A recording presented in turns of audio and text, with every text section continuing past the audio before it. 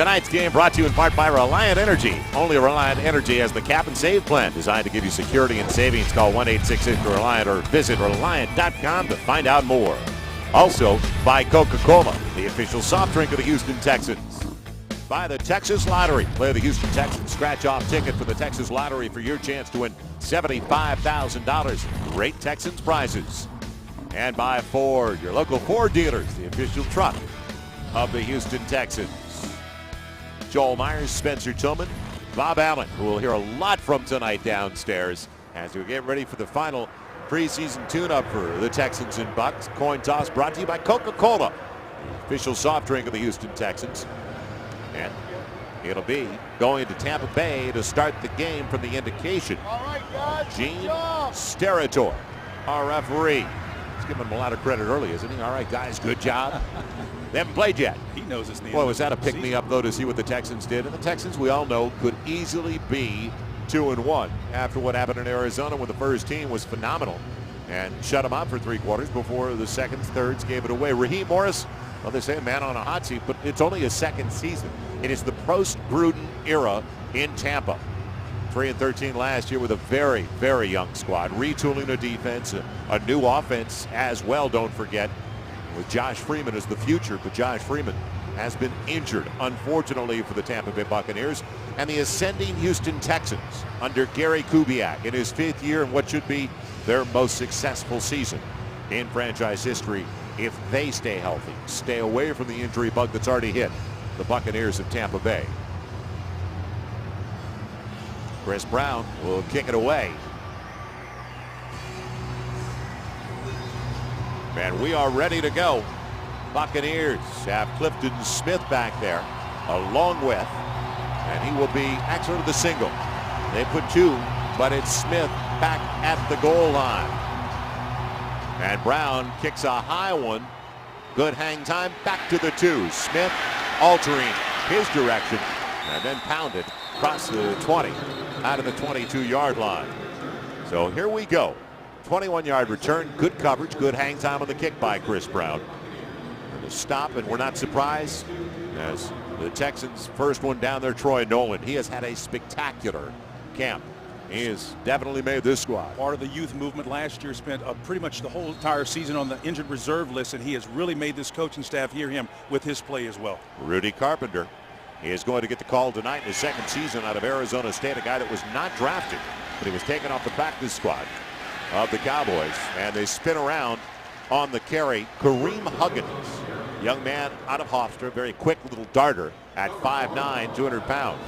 And the starting lineup's all brought to you by Academy Sports and Outdoors. Right stuff, low price every day. Offensively, you see the guys that are protecting Rudy Carpenter. Man, not a ton of experience except the man in the middle. And they do have a good anchor at the center spot. Stevens is going to be the tight end, a veteran. They start, though, Kellen Winslow.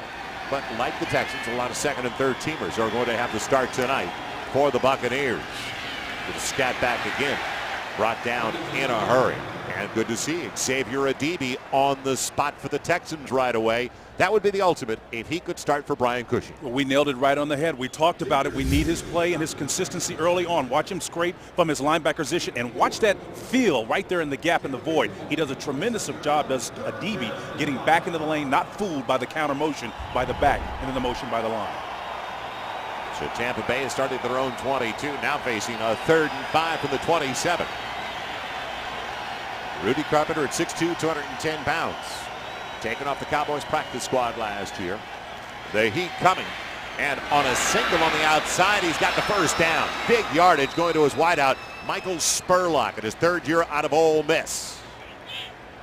So there was man coverage on the outside. Academy Sports and Outdoors bringing you the Texans starting 4-3. Connor Barwing in the start on the outside. Ocam up front with Mitchell and Jamison. We talked about Xavier Adibi along with Bentley and Sharpton. So all 2nd and 3rd teamers starting at the linebackers spot. Jacques Reeves, Dominic Barber, Troy Nolan, and Bryce McCain at one cornerback spot. So not many regulars playing. Free down. Barwin jumping the gun for the Texans on the near side. He was offside. False start. Offense, number 73. 5-yard penalty. First down. Man, he was brought off by the outside tackle on that side, Derek Hardman.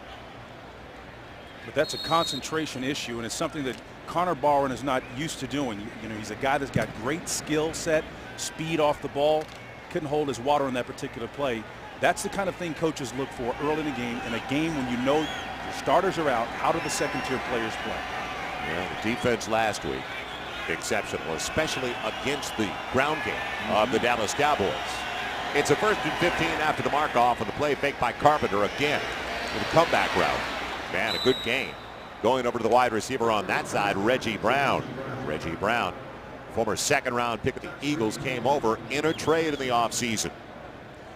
Well, they've been working both sides before. This is going to be Jacques Reeves getting turned around on the little outcut there. The separation between them too much for the National Football League. The play prior to that, or a couple of plays ago, it was McManus getting beat on the other side. So either side of the field being tested early in the defensive secondary for the Texans.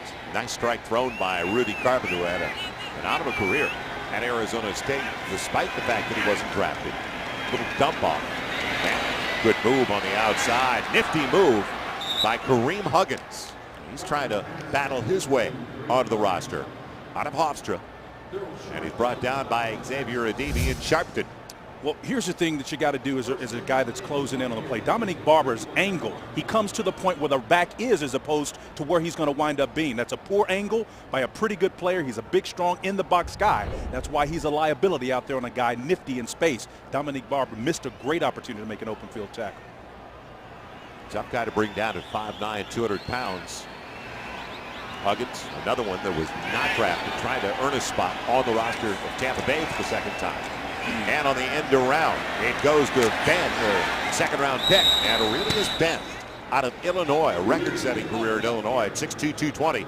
Big wide receiver. Boy, he's got big yardage. There's some great players there that Ron Zook recruited out of Illinois and Florida and all over the place. This is one of the guys that you're seeing right here. He's got that ball seated in the inside hand, which doesn't allow him to use that stiff arm. But the Texans are coming late.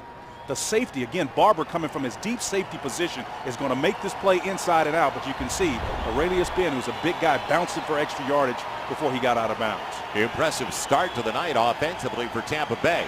Huggins stays in the backfield. He needs two. And making a miss, he gets it. So it's great.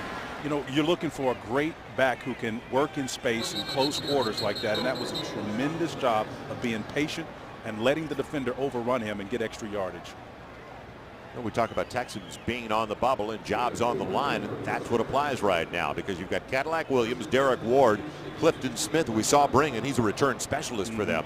And then Huggins. Huggins battling. We'll see Carlos Bryant a little bit later, but Huggins battling for that third spot at the running back position. I think it just underscores the fact that this is a turnstile environment, the NFL. I mean, just a couple of years away, Cadillac Williams was the MVP in terms of rookies.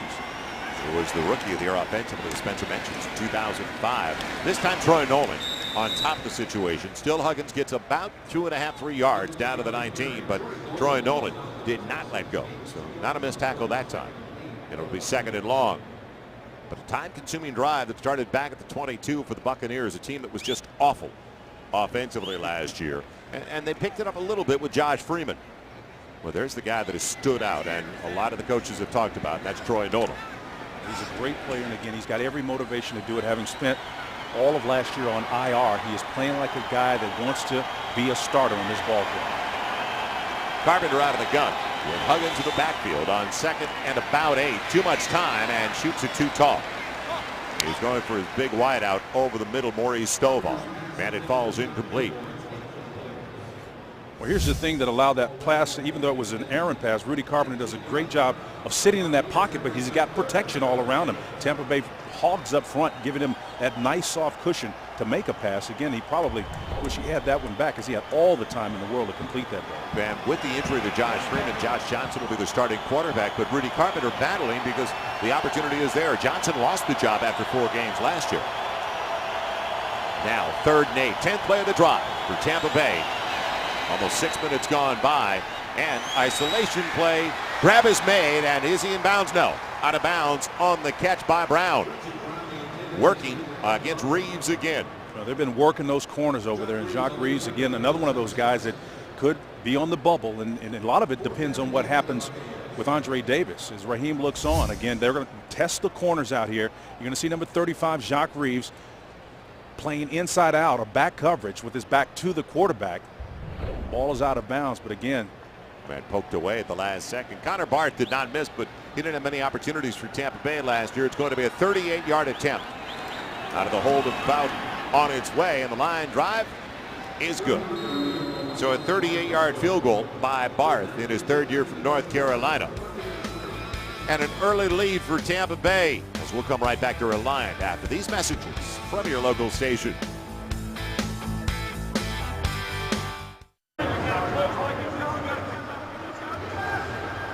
Scoreboard this quarter brought to you by Papa John's. Call 713-227-PAPA for the location nearest you, or go online to papajohns.com. Bill Kolar, defensive coordinator, talking to his Chargers there, trying to get them geared up, hoping number 98 holds his water.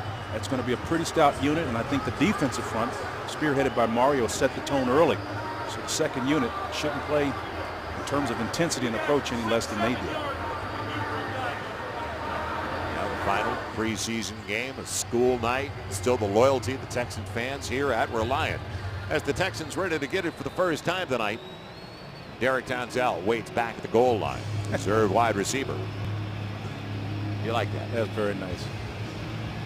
Love fathers and sons. Barth with the line drive, returnable type for Tonzell. And scoops it.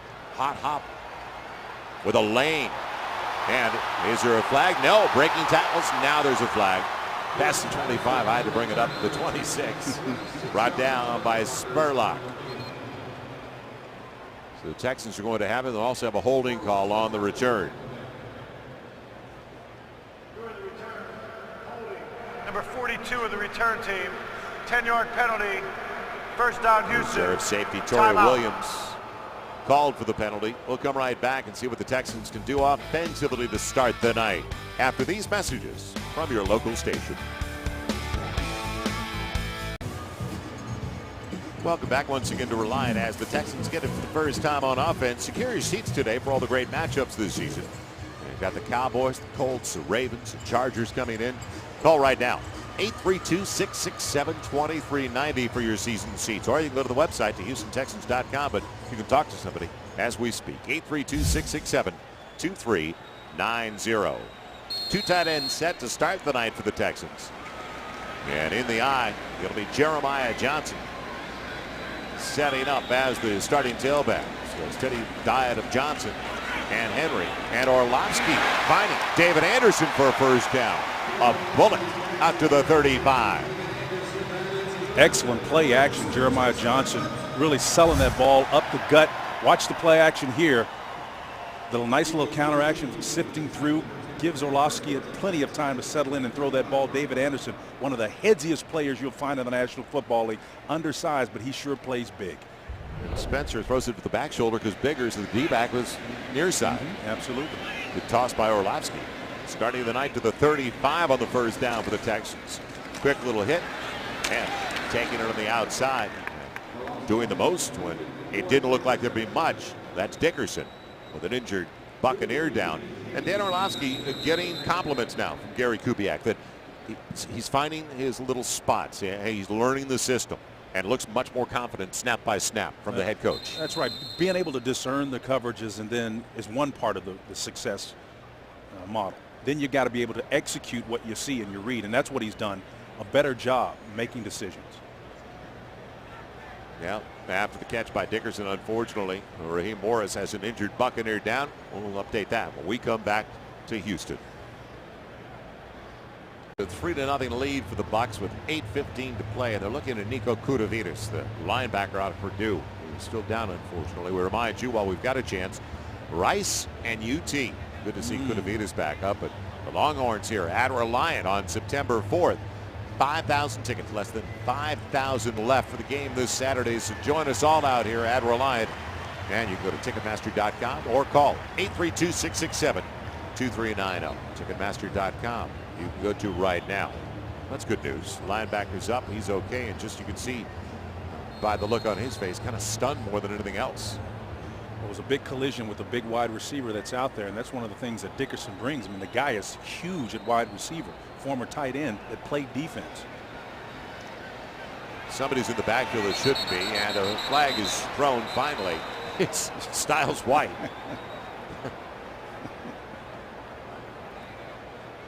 I hope this is not a prelude of what's to come. It's already. A few flags early. Oh, you're the best. Unabated to the quarterback. Defense, number 91. 5-yard penalty. Still second down. Academy Sports bringing you the Texans starting lineup offensively. And for full bio stats, each Texans player, you can go to HoustonTexans.com. You see some of the guys. And Caldwell battling for a starting job, don't forget. And right now, kind of a dead heat for the start at right guard. So there's Dickerson, who you were just talking about at 6'2", 225. Boy, what a camp for Casey. Outstanding. And David Anderson, don't take him for granted. He's been that good. The former Colorado State Ram. It'll be second at a yard. Jeremiah Johnson bulldogging his way across the 45 for a first down. Brought down by the linebacker Robinson out of Alcorn State. Lee came from that back outside linebacker position and chased Jeremiah Johnson down. But boy, I tell you, impressive to see Jeremiah Johnson. He's got a nose for plus yardage. Man, this defense used to be one of the most dominant in the NFL, but it's been retooled completely. There's Roy Miller up front, who was taken in the 3rd round out of Texas last year. Kudavitas, well, he is in the starting lineup. Hope to see him back into the game. Then all the 2nd and 3rd teamers in the secondary.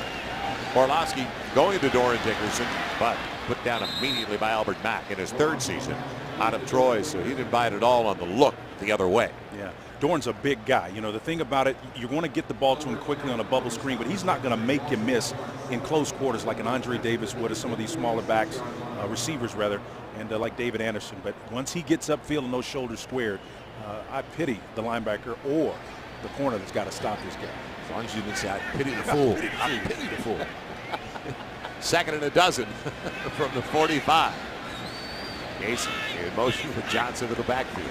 Counteraction on a slight delay. And breaking away, or at least trying to get away from Leah Robinson. Not much there. It'll bring up 3rd and long, 3rd and about 9 for the Texans. Remind you, the 1st and 10 line. And that's Chris Henry, actually, and I said Jeremiah Johnson. Thought that they were going to give Johnson the bulk early and Henry after that, but they're obviously going to alternate the two guys. They want to give them both a chance, and Chris Henry has been a world-class practice player, but it hadn't really translated on the field on the regular play. 1st and 10 line brought to you by Verizon Wireless. Rule the gridiron, rule the air with Verizon. On 3rd and about 8, almost 9, Orlovsky with time. Good pocket protection now. Big guy is not going to get there. The linebacker came up, Adam Hayward, and he said, you know what, I want to be around for the next game too, even if it's a clipboard on the sideline. He's learned his lesson well. His defensive battery mate, Pollard, told him in practice a while back, he said, look, don't be trying to shake out there and tear up an ACL trying to make a move. But I think he does a great job. They've got a directions call up front. He moves away from that pressure and slides nicely. That's a great job. He may have a career as a second baseman or something. Yeah, safe at the plate. So on 4th at about 6, Matt Turkin. Clifton Smith waiting back at the 10 for Tampa Bay. Beauty by Turk. Oldest member of the Texans. Smith calling for the fair catch as Turk buries it all the way inside the 10. Turk, 42 years of age. Just getting better, isn't he? Just like yesterday's wine, gets better with time. It'll be Tampa Bay's ball with a 3-0 lead when we come back to Reliant as they're back at their own 8.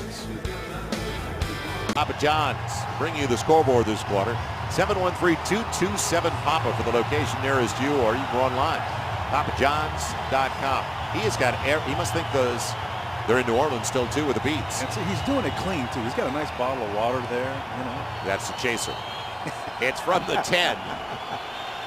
And it's a 1st and 10 for Tampa Bay. Boy, you know. That's for the kids. Huggins bottled up and sticking right at the 10-yard line. So it'll be 2nd and long for Tampa Bay, a team in transition. And underneath. Speaking of Huggins, that was Shelley Smith in there, bear hugging the runner here, doing a great job of shedding, getting to the point of attack, getting nasty in there. Again, that's where yardage is denied or either made. And I tell you, teams are always looking for players who are aggressive in the interior defensive line. So it's going to be 2nd and 9. Delwan Robinson for the Texans. Guy that wasn't drafted, Nando, Mississippi, but he did play in 11 last year.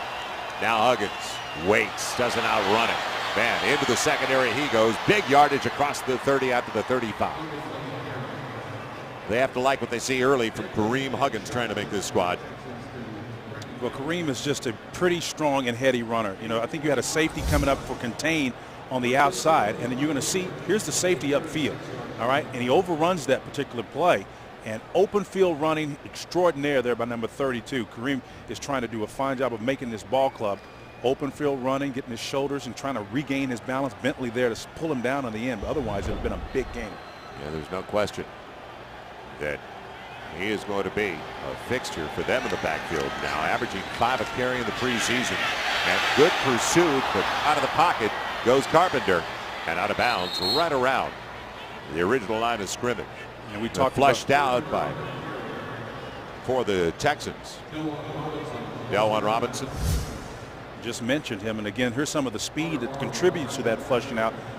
Got called for an offsides penalty earlier. Connor Baldwin doing a great job of pushing Carpenter to the sideline. Barwin in pursuit. No gain. As Carpenter ran out of bounds. 1st and 10 line brought to you by Verizon Wireless. Rule the gridiron. Rule the air with Verizon. It'll be 2nd and 10 with Brown going to one side. Ben the other side, the rookie 2nd round pick. And now Carpenter and Tampa Bay will take their first time out of the first half. We're hoping we see 3 on the board at halftime for each side. We'll come right back to Real Lion. Tampa Bay moving efficiently on the ground with Kareem Huggins. See if the Texans can slow him down.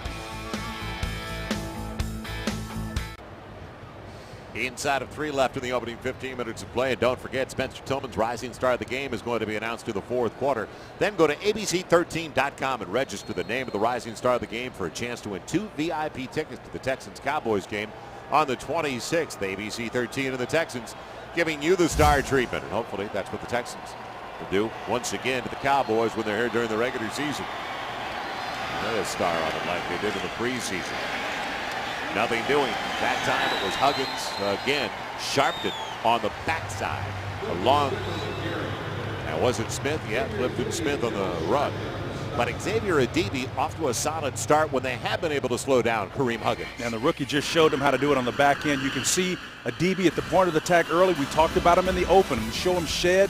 When he can't get to the ball, he's being physical at the point of the attack. That's what Cushing would have brought if he would be available right now. Not playing, of course, tonight. They're going to need number 52, Xavier Adibi, to step up real time and be consistent along the way. Well, here's one of those situations. It's a 3rd and 10. Clifton Smith, the single to the backfield. From the 36.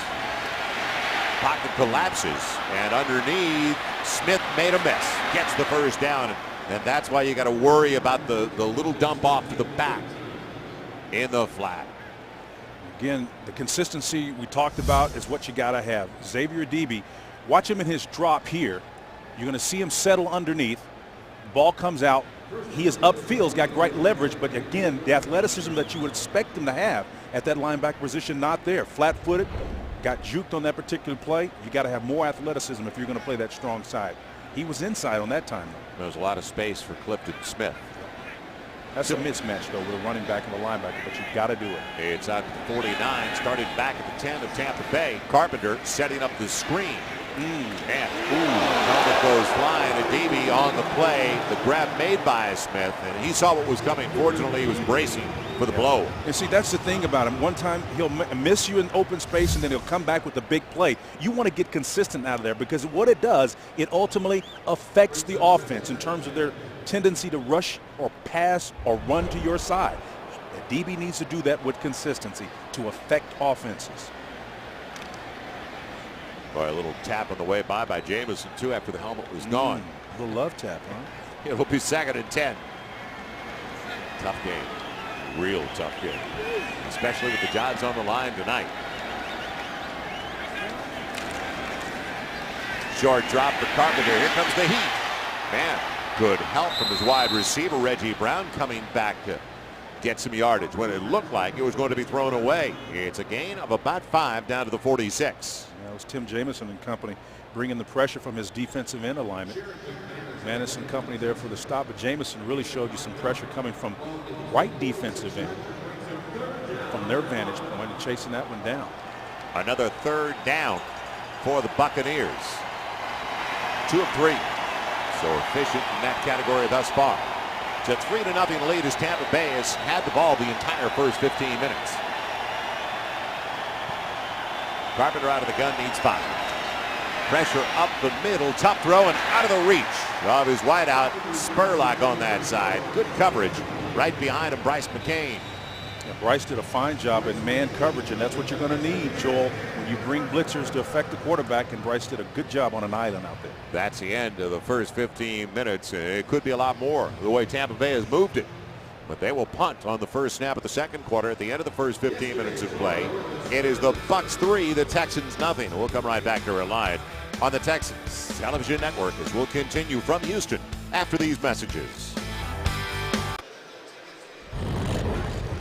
Tonight's game is brought to you in part by Academy Sports and Outdoors. Right stuff, low price every day.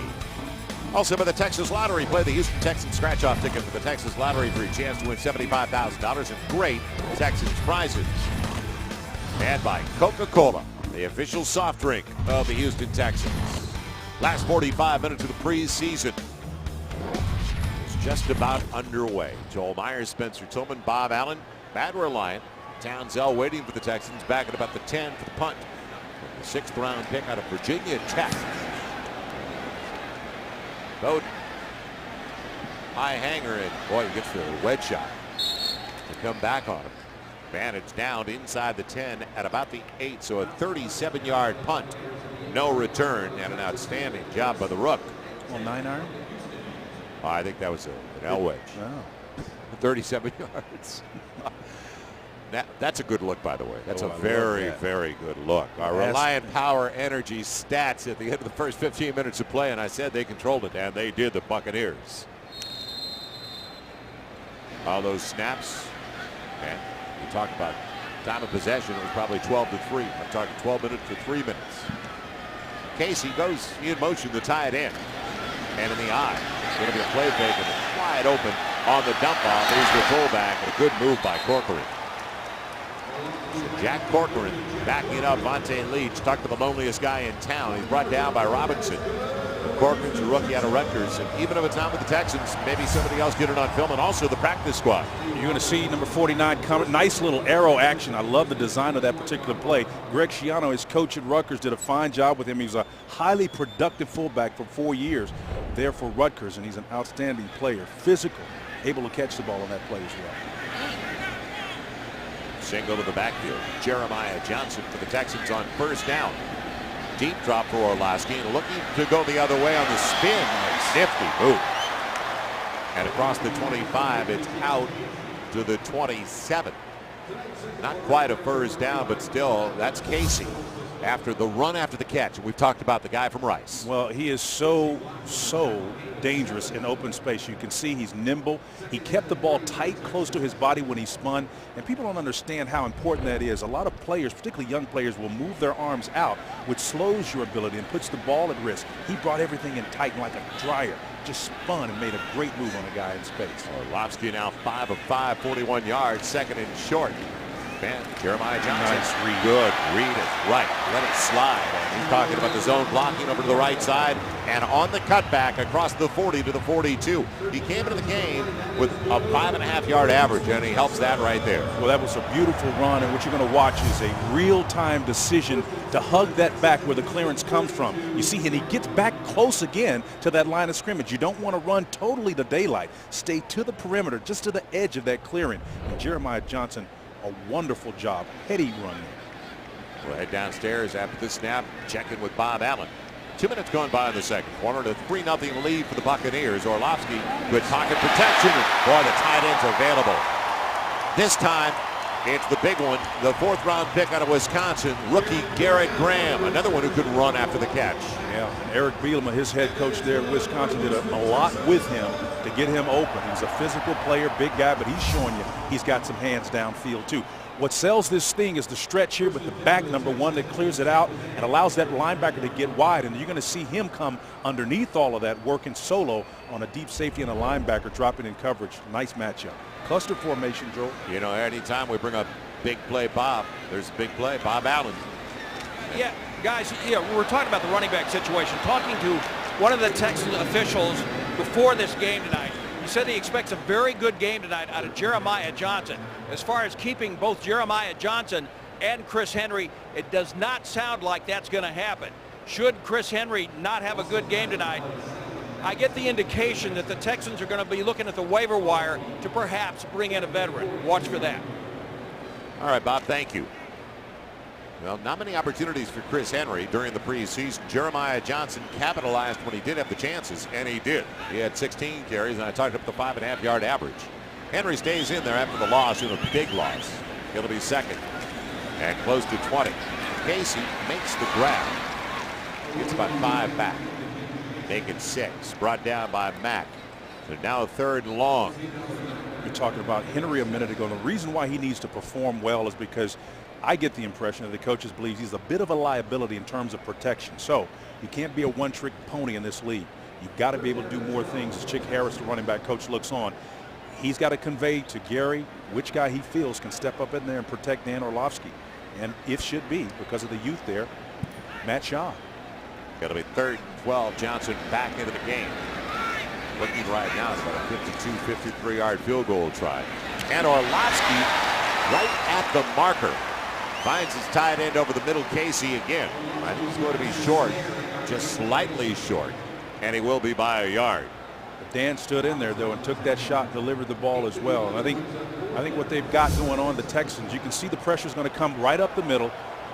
Jeremiah Johnson is trying to bring that linebacker out there, but the pressure comes late and up the middle. Watch the funnel pressure come from here. Dan stands in there tight and tough, does a great job of settling and delivering that ball. Well, they're not going to go for the field goal. It's 4th, a little more than a yard. He's 8 of 8 for 85 yards. Johnson stays in there behind Corcoran. 2 tight ends set. Jeremiah Johnson, he's got the first down. So that says a lot about the confidence of the second unit offensive line. Even though we're talking about Caldwell, he's on the right side right now, and he's the starter. And Jeremiah Johnson with the first down to the 21. But he comes off a little bit gimpy, doesn't he? Well, our Twitter question, twitter.com/Texans on ABC 13. Our first question tonight, Orlovsky, is he the answer? The backup quarterback. Couldn't come at a better time for Dan and his family, could he? We'll give you the answer a little bit later, but what a start for Dan Orlovsky. He is yet to miss tonight. It'll be a first down, best drive. Second possession of the evening for the Texans. Nice. Quick little slant, low throw, and is it a catch? No. So as soon as we talk about Orlovsky, he is low on a throw that was available to David Anderson. Well, what he's done, I think, is the run game has been so effective, and it forced him into man coverage situations. And Dan has made some quality choices. He has been super accurate so far, and he's gotten the ball to some guys that can make you miss. Casey, Anderson underneath, additional yardage after the catch. And it all begins with him seating the ball properly and making the proper decision. And hopefully John David Booty will get a shot as well if this success continues for number 7. It'll be 2nd and 10 for the 21.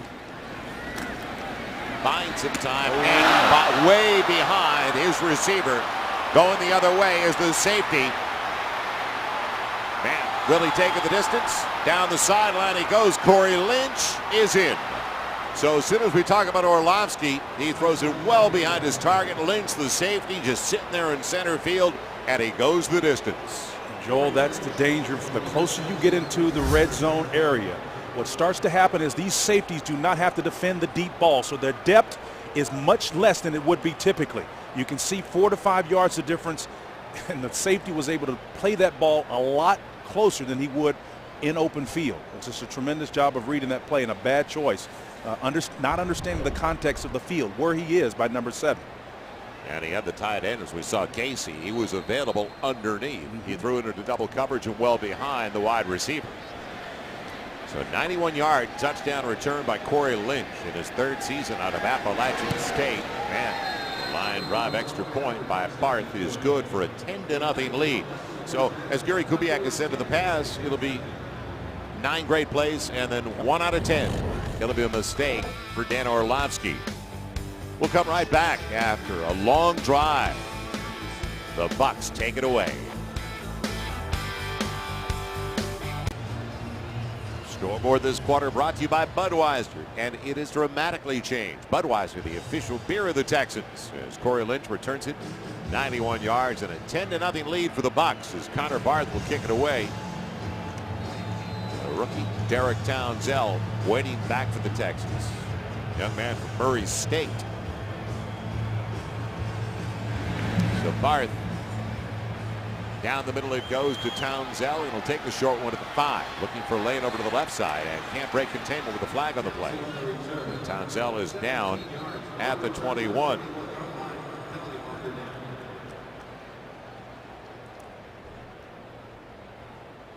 So let's see what the flag is all about. During the return, holding, return team number 42. 10-yard penalty, first down Houston, timeout. Trying to make the team on specials. That doesn't help. Called against Torrey Williams and the Texans. Too many flags too soon and a 10-point Buck lead.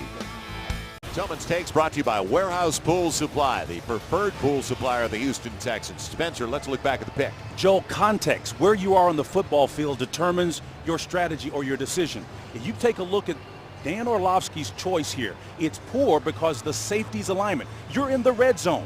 That means this safety sitting right here, Lynch, is not as deep as he typically would be in the middle of the football field. He is 5 to 7 yards shallower. He comes up and makes that play. Dan should have never thrown that ball. It's the context of where you are. That determines your choices. You are in the red zone. People wonder why it's so tough to score down there. A third of your plays go out the window the minute you get inside the 20-yard line. You don't have as much space. You don't. Yeah, and last week the Texans 2 of 4 against the Cowboys in the red zone, and that's an improvement because that's been an area of concern. It's at the 11 after the mark off, and the Texans have it back. Down by 10. Henry weaving his way up the middle and brought down by Mack real quickly. We remind you that we talked about Orlovsky and our questions, our Twitter questions. And we're going to look at that answer in just a moment. It'll be 2nd and 5. First and 10 line brought to you by NFL Ticket Exchange by Ticketmaster, where fans buy and sell Texans tickets. The NFL Ticket Exchange by Ticketmaster. From the 16 after a gain of 5. Better run back and cut back by Henry. And Chris Henry with an impressive back-to-back sequence. Well, he had a huge hole to run through, and again, that was just a field by design play. Designed a cutback, a nice job of him seeing where the cutback was. Chris get his shoulders, made that cut very quickly, but sometimes you can get away with that when the hole is so wide open like it was there. Good job by Henry getting north and south. David Anderson coming on late on a 1st and 10. So 2 snaps. And about 17 yards for Chris Henry. Doran Dickerson to the other side of Anderson. So who's going to step up in his preseason finale for the Texans? David Anderson and belted immediately. Good play on the near side by Myron Lewis, the rookie 3rd-round pick out of Vanderbilt. Lewis is a heady player. You have to be if you're going to attend and play ball at Vanderbilt. And, you know, I was looking at that play develop. Anderson, he wanted to do something in terms of his body. He's such a crafty receiver, man. It's just fun to watch. He's able to take a shot and still make something happen. So he doesn't put the ball on the ground. Little guy at 5'9", 200 pounds out of Colorado State. Grew up in Southern California before going on to Fort Collins. He's the motion man on 2nd and short. Play fake and a little naked action. Orlovsky should be able to run to the marker and get the first down, and he will as he takes a shot. Going out of bounds. Myron Lewis forcing him out, but a first down as we look at one of the best answers we've received on Twitter.com/Texans on ABC 13. Is Dan Orlovsky the answer for backup quarterback? It really does look like he's improved tremendously. Wait a minute, interception. Take it back. No, and that's exactly what Gary has talked to us about. He'll have 10 snaps, 9 of the 10. He looks great. That's what I've been observing in practice, and Gary has mentioned it to me. He noted that we noted exactly what troubles him. It'll be 1st and 10. 42. Henry in the backfield. Man, battling his way behind a block of his fullback. Only 2 that time. Out to the 44. You know, when you watch Chris Henry run in practice, he is deceptive because, again, you're not tackling in practice. You're wrapping up and trying to get to the point. But he is so physical. The guy is about 5'11", 235 pounds. You can see the guns on him. But when he puts his foot in the ground, he doesn't get it off the ground as quick as some of the Jeremiah Johnson and some of the other backs do. And it's a little bit deceptive, and it may wind up affecting his ability to make this ball play. Yeah, former second-round pick of Tennessee in 2007. Joined the Texans 5 games in the last season. Now Orlovsky on the slant, and taken away from Doran Dickerson, timed perfectly by Albert Mack, who's made a couple of nice plays on the corner. So 3rd and long coming up.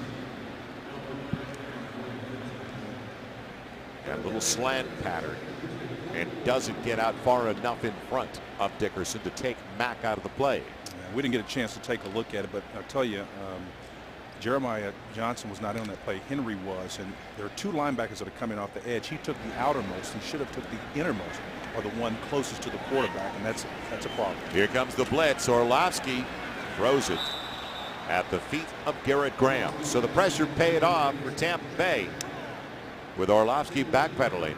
And the Texans now 0 for 3 on their 3rd down tries.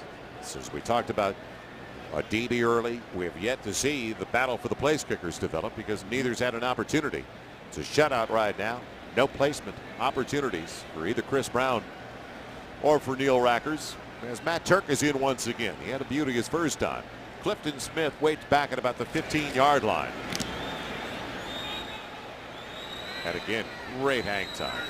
Smith doesn't call for the fair catch, though. Maybe he should have. He takes a pounding. Gang tackling at about the 16. So a 44-yard punt by Dan Turk. That's an exciting looking group. Tampa Bay gets it back when we return to Reliant at their own 16, up by 10.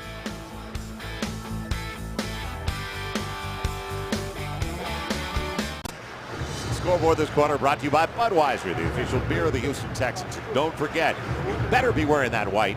Texans Liberty whiteout takes over Reliant as the Texans match up with the Colts. Opening day, September 12th. Get out in your white. Wear white. Tickets today. You can get them right now at HoustonTexans.com or 832-667-2390. That's 832-667-2390. Carpenter and the Bucs back deep in their own territory, but they've got a 10-0 lead. And the rookie out of Michigan. Good open field tackle on Carlos Brown over to the far side, as it looked like he was going to get big yardage, but fortunately Sherrick McManus, who's been very impressive in camp, the rookie out of Northwestern, a guy who most likely made this team. Well, you know Northwestern's going to produce smart players, and McManus, all 5'10" of them, 195 pounds, bringing it all to the tackle. Sure-handed tackle there, something the Texans didn't do in the opener. The rookie's showing him how to do it. By the way, Spencer, I wanted to tell you the first and 10 line is brought to you by the NFL Ticket Exchange by Ticketmaster, where fans buy and sell Texans tickets. Nice. It's 2nd and about 7. Short drop, Carpenter, boy, resourceful, good footwork to scramble away, and on the comeback trail, good grab, Reggie Brown. Nice steal over the offseason to get him from the Eagles. As we head downstairs to Bob Allen. Bob. All right, guys, I've got Andre Johnson, receiver, who's kind of taking a break tonight. What's it like just watching? Well, you just try to teach the young guys. You know, they get to play a full game tonight, and you just try to coach them up because these will be some of the guys that help us out this year. Describe this preseason for you. It's been a little unusual. You had the contract thing, and you got it all worked out, and that had to make you happy. Yeah, it did. You know, it didn't start off good. You know, I started off missing OTAs, but, you know, it all ended up on a good note and ready to go for the season. Were you surprised, since you did have 5 years left to go on the current contract, that you got something done? Well, I didn't know what would happen. You know, and, you know, I just left it up to my agent and, you know, the organization. And I just, you know, went out and came to work every day and didn't let it bother me. And they were able to get something done, and, you know, I'm happy about it. You've been to a lot of wars with these guys. What do you see, honestly, offensively from you and this team this year, now that it looks like you're going to have some semblance of a ground game? Well, the expectation is higher. Just the whole morale of the team, offense and defense. And, we have big expectations for ourselves this year, and we know, the only way we're going to get it done is by coming out here playing on Sunday. We just can't talk about it anymore, and I think that's what's happened in the past. We talked about it a lot. We beat up the word playoffs too much, but we know the only way we're going to get there is by us coming out here winning games on Sunday. I think one of the biggest questions some of the fans have is they don't know from week to week which Texans team is going to show up. The one that we saw in Phoenix, the one that we saw against Dallas. How do you get consistency along those lines? Well, it's just the execution part of our game. You looked at, the way we played in New Orleans. Everyone wasn't locked in. Everyone didn't play their best. And sometimes you have to, find ways to win games like that because you're not going to play your best, every game. But, we came out last Saturday and we were locked in and everyone went out and did the job. The focus was there. So we just have to find a way to find that same focus every Sunday. Andre, thank you. All right, thank you. Appreciate it. Back to you guys. All right, Bob, well spoken. Best wide receiver in the NFL, Andre Johnson, getting ready for his 8th year with Miami Hurricane. One of the reasons why we're going to see a lot of him is because on the 2 plays we were away, Earl Mitchell and Daryl Sharpton did their job to get the offense the ball again. Jacoby Jones staying away from the punt. And check that, it's Townsend back there staying away from the punt as it dies inside the 20. So will the Texans get something brewing offensively? We'll find out when we come back. We continue with 2:08 to play in the half and a 10-0 lead for Tampa Bay. Play the Houston Texans scratch-off ticket from the Texas Lottery for your chance to win $75 grand and great Texan prizes coming up in 2 minutes and 8 seconds on the clock, guys.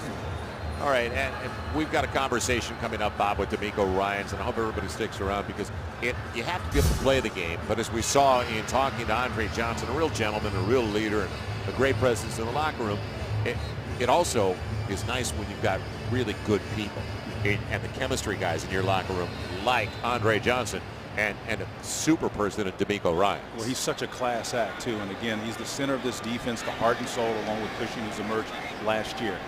Pleasant to be around and an even better player. 2-minute drill time, partner. Good cut down. Chris Henry making a miss at the line of scrimmage. Boy, all of a sudden shortened those steps, didn't he? You former running back. We'll talk about it with Spencer Tillman when we come back. But 8 on first down for Chris Henry, trying to impress the staff late in the first half. And the thing about all of them, they've shown great explosiveness to the ball with respect to Earl Mitchell. And Sharpton has shown that he can take on blockers. And one of the things he's shown a liability for is in dropping in coverage. He's more of a spot dropper, but that's mitigated by the way he flashes and avoids shedding, getting to the point of attack.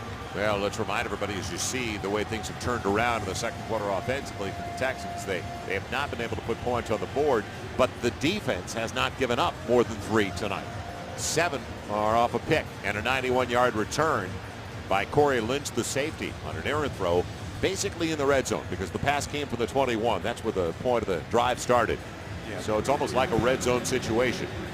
You were alluding to the defense. The defense that played fast tonight, and that's what Gary wants to play. He wants a team that is well-conditioned, a team that won't wear down as the season progresses, and he's gotten that from these 2s and 3s so far tonight. First play out of the 2-minute timeout. It'll be second and a couple after the 8-yard run by Chris Henry, who stays in the backfield, spread the defense with 3 wideouts. One of the few times we've seen that tonight. And Henry, his penetration early, couldn't do much with it. It's a loss back to the 20. So all of a sudden now, a 3rd and 7 does Tampa elect to use a timeout. Let's check in with Bob Allen. Bob? Yeah, guys, there is a reason that Chris Henry is back in the backfield. Just got a report. Jeremiah Johnson, and this could affect this running back situation, has a sprained right toe, and his return is questionable. That could be big tonight. Well, Bob, after that first down run by Jeremiah Johnson, it was a short game, but he walked off the field, and I said he looked a little gimpy. Yeah, he did. And people don't understand how important that right greater toe is. You've got to have it for balance. Now, they're 0 for 3 on 3rd downs, and too tall. Another pick for Lynch. He overshot Garrett Graham, and Lynch taking it inside the 20. So So 2 picks of Orlovsky by the same guy. Safety just in center field. And way too tall for Garrett Graham.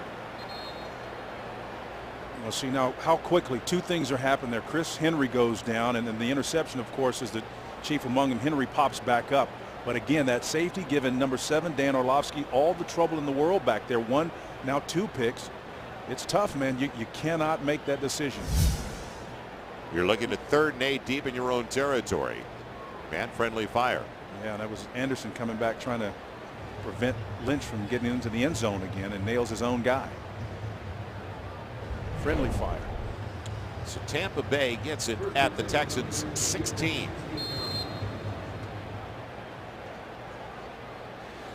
First down now from the 16. 68 seconds. Timeout from the board still for Tampa Bay. Carpenter. And on the run. Tough throw and a little dart goes. And a good completion for his wide receiver on that side. Ben, the 2nd round pick, going low to scoop it. Well, let's sit back and take a look at what Dan Orlovsky saw. It's a single safety look. You can see the safety is standing right in the middle of the field back there. He's reading the coverage. He's determined, but he's just an errant pass. You got 3 guys around him. 1, 2, 3 guys around him. The ball has got to be placed exactly where it needs to be. You cannot throw it high into that type of coverage. And again, it was just a bad, not bad decision, but it was a bad execution on part of Dan Orlovsky. Well, Spencer, let's look at it this way. Was he so focused in on one guy, he throws into triple coverage, as opposed to looking and doing the progression that we talk about? Well, that's a great point, and I can tell you this: if there's 3 there, I guarantee you he's got man coverage, and at least one other guy is open, and it's just a matter of finding it. As we take a look at Chris Henry. So fortunately, it appears that Henry's okay, because as Bob Allen just told us, Jeremiah Johnson with a sprained toe. After a great start for Johnson tonight. And a 2nd and short after the timeout for Tampa Bay. So the Bucs in the driver's seat, already up 10. Too many mistakes by the Texans. We've seen flags, and now under the turnover, and you look at the frustration, the disappointment on the face of the head coach. It's Larry Kirksey looking at him too, talking to him about the routes the receivers are running. No problem with that. It was just an errant pass by the quarterback.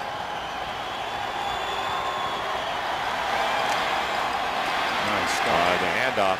They stack them up, but it'll be Sharpton on the first stop, but they've got a 1st and goal. And stop the clock one more time as it'll go down to about the 3. Watch 5-1 feel the gap right here from his linebacker position. Again, showing you that explosiveness, putting that hat on the hat. I know they don't coach him that way, but he does it. That's a textbook tackle there from the young player out of Miami, Florida. Putting all of that 236 pounds to bear on that stop. So 1st and goal situation for the Buccaneers. 32 seconds left in the half. They're out of timeouts. Tampa Bay timeouts are gone. And do they have 1 left? Yes, they do have 1 remaining. 1 timeout left for Raheem Morris. This is a team that struggled, one of the worst scoring last year, so they're getting points basically from their defense right now. And from it's all set up on a short field. My apologies. He's getting most of his scoring, obviously, as a result of the mistakes the Houston Texans have made, so he can't be too happy about his offense. They keep the little back in there, Clifton Smith. Huggins had the early success. Spread the defense. Man, on the slant, it's popped away. He tried to get it to his tight end, Ryan Purvis, on that side. Troy Nolan inside, took it away. You know, this is one of the reasons why I was so disappointed that Fred Bennett didn't take advantage of his skill set. Troy's going to stick that arm in there and poke it out. Well, I tell you, that's a great play, playing man coverage out there, staying clean, not drawing a penalty in the process. Stops the clock with 28 seconds left in the half. 2nd and goal. They still have a timeout if they elect to go on the ground. Ben is the big wide receiver. They also have Reggie Brown at 6'1" over to the near side. Ben over to the opposite side on a single. And looking in Ben's direction, jump ball, and Ben gets it. Touchdown, Tampa Bay. And he didn't have to go up top to get it. It was a rope.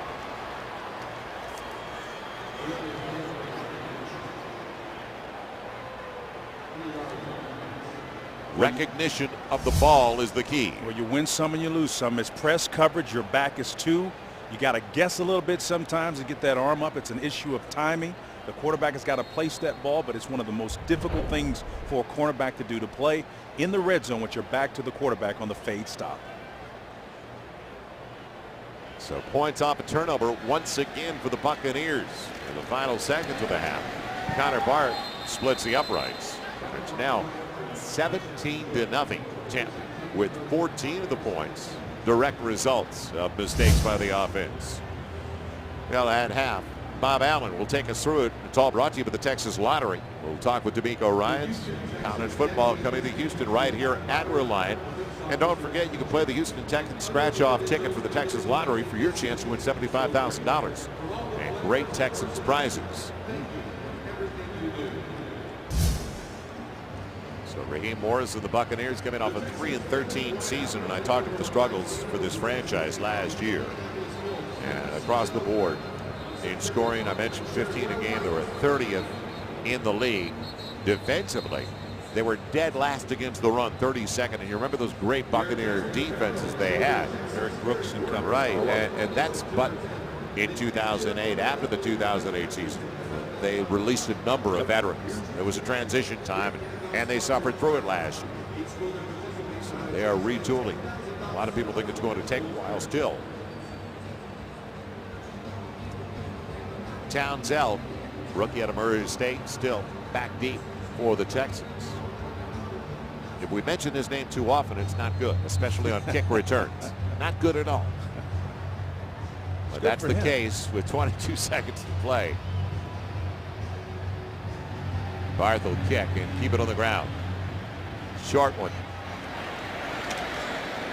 And very rarely does that man have an opportunity, so Earl Mitchell's going to take advantage of it and get it up across the 35 out to the 39. So the Texans with all three of their timeouts on the board, but only 15 seconds left. That make it Derek Fine picking it up. Or was it Mitchell? I thought it was Fine. Was it Fine? Patterson getting up very slowly.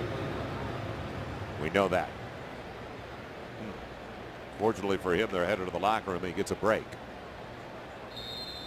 So Orlovsky, as soon as we mentioned him on our Twitter question, it head south in a hurry. And he hit his first 8 passes of the night. And I'm not counting, but it seems like every ninth pass or ninth play, something bad happens. On first down, 3-man rush. Casey, quick timeout. And he got it with 8 seconds left. So an opportunity for a potential field goal try if you can get a quick snap. You can use the middle of the field, but you've got to go only about 10 or 15 yards because it's 8 seconds. You can't go too far downfield. Otherwise, clock's going to expire. But again, Chris Brown, he gets first try tonight if there's the opportunity.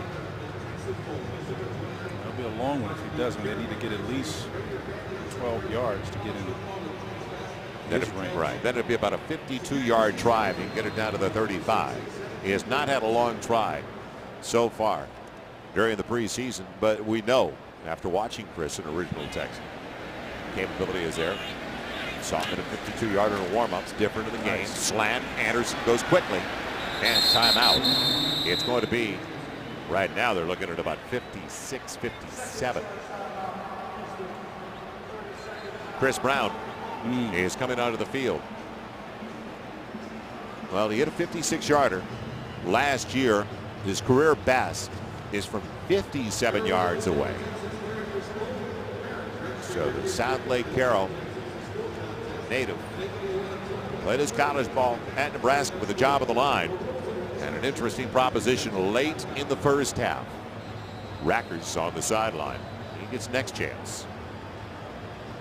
Rackers already has a 52-yarder against New Orleans, so he right now is the guy that has the longest. This would match the career best of Chris Brown. It comes on what should be the final snap of the half out of the hold of Matt Turk, trying to get points on the board. Brown gets into it. Down the middle it goes, and just short. It was good from about 54, 55, about 2 to 3 yards shy of the crossbar. So that'll take it to the locker room, and the mistakes, they stand out.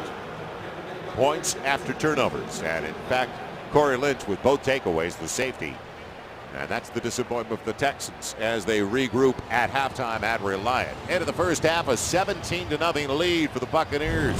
Stay tuned now. Bob Allen comes back with our Texas Lottery halftime report as we continue from Houston after these messages from your local station. Welcome back once again. We get ready for the start of the second half, but first downstairs we go to Bob Allen. Bob. With Texans coach Gary Kubiak. Gary, that first half, Orlovsky going so well, and then he throws 2 picks. Yeah, that's what I just told Rich. You know, he's had a good camp and playing well in the game, and then all it takes is one play to get you heading the wrong direction. But he's got to protect the football. That's part of his job. How much does Jeremiah Johnson's injury impact your running back? He's out. I got one back to play half of football with, Bob. So we'll see if we can make it through. Do you coach this game differently than you would a normal game when you want to take a look at everybody? Yeah, I'm trying to find ways to give certain people the ball so I can see what they can do. But obviously we're in a situation right now where with one running back for a half of football, we got to do what we got to do. Thank you, Gary. Okay, Bob. Back up to you guys. Okay, and we look back on the first half, some plays defensively, and the Texans were looking for him from Sharpton, also Aditi. Xavier did a fine job of showing some explosiveness. He too was a mixed bag. The runners got going. Chris Henry doing a great job of hugging and hugging that line of scrimmage. So did Jeremiah Johnson, getting vertical again. These guys ran the ball exceptionally well. But then, of course, came the interceptions. Dan Orlovsky, knowing he's in the red zone, made a poor choice there. Again, triple coverage, throws it back to Lynch, who didn't run that one back. But again, enough to make you unbuckle your helmet. Picked up by an up man. That's Casey, the tight end, hurdling his way across the 35. So the Texans with the ball to start the second half after the 24-yard return. Power Stats brought to you by Reliant Energy. Proud to be the power behind the Houston Texans. And you see the numbers as things picked up for the Texans, but so did the mistakes. Well, one thing about interceptions, they will suck the life out of a defensive unit quicker than anything else. And again, the quarterback, as we saw there in that last sequence of plays, can't show that frustration, can't allow it to affect his subsequent plays. And then to hit this point, he hadn't. Well, Orlovsky's done. John David Booty, former USC Trojan, takes over from the 36 on a play fake. And Booty for Doran Dickerson. Hands coming up late. So Dickerson right there, and the ball looked pretty good. Well, I actually like to throw. John David Booty's got a big arm. I think of all the stats, when you look at this guy, he doesn't have a lot of playing time in the National Football League. Got what I call Brett Favre there in Minnesota. When he came back, he got bounced. But that particular ball should have been caught. I mean, it was a little high, but you want that. You got a big receiver who can go up and get it. Booty goes at 6'3", 215. Minnesota and Tennessee split time in the practice squad last year. Chris Henry, as Gary Kubiak just told Bob Allen, is working the second half with one running back because that's all he's got that's healthy. Yeah. The implications of that, you're going to see more passing, more empty backfield in this half, and guys that are at the wide receiver position getting second looks who wouldn't otherwise get those looks. Henry got 5 for Coach Kubiak and the Texans. It'll be 3rd and 5. They did not convert a third down in the first half. One of the reasons they were shut out, trying to sustain drives. As the Texans had it 4 times in the first half. The last, well, 2 of the 4, ending on interceptions by safety Corey Lynch. Needs 5 and slipping out the tight end Casey. Perfect little dart by Booty, and it's all the way down to the 48 of Tampa Bay. So Booty now with an opportunity to make a case that he should be the backup. Yeah, he's had so many talented guys around him when he was at college at USC, but one of the stats that jumped out at me, he was perfect against teams in the top 20. So he loves the big stage, loves to play, and the guy can play. It'll be at the 48 of 1st and 10.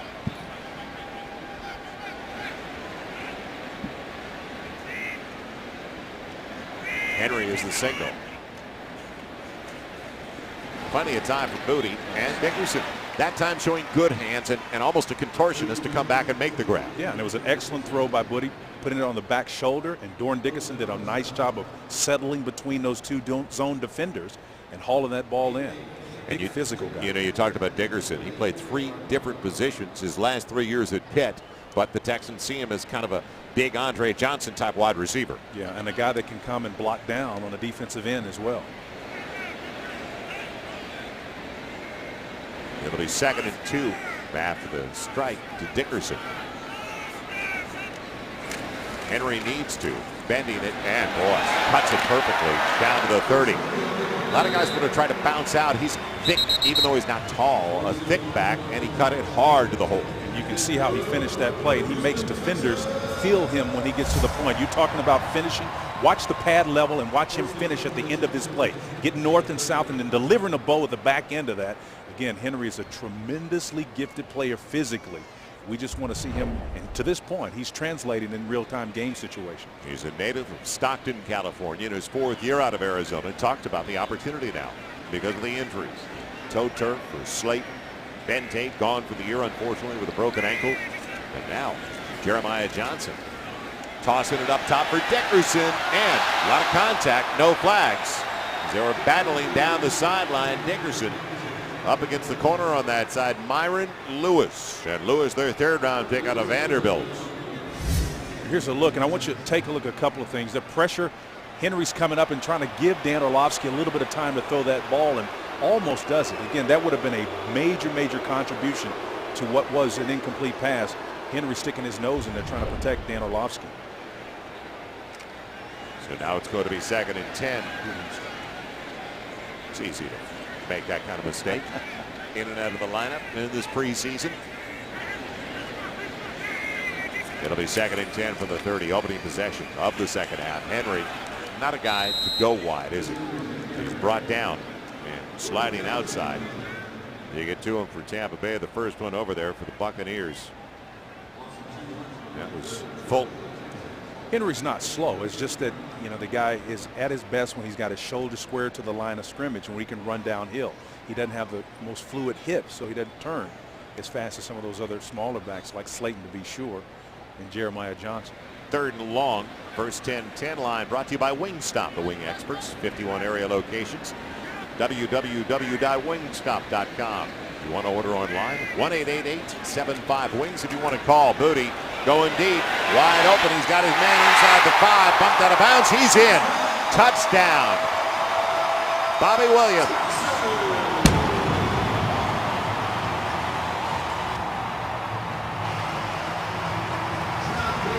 32 yards on the score for the man from North Alabama. Take a look at the pressure here, and that's an excellent job of Henry stepping in and getting the innermost 2 of the rushers. Gives Booty an opportunity to put that ball on that back shoulder. Man, that's an excellent pitch and catch there, giving a guy a chance to make a play. We said you were going to see more pass opportunities as a result of the running back situation, and he's paying it off. Well, Neil Rackers was getting ready for a long field goal, wasn't he? Yes, he was. Now instead a chip shot extra point, and nobody's complaining around here. 17-7, first point of the game for the Texans on a drive of 64 yards engineered by John David Booty. Boy, he took a shot at the end of that play. Williams on the receiving end, and a 10-point deficit for the Texans.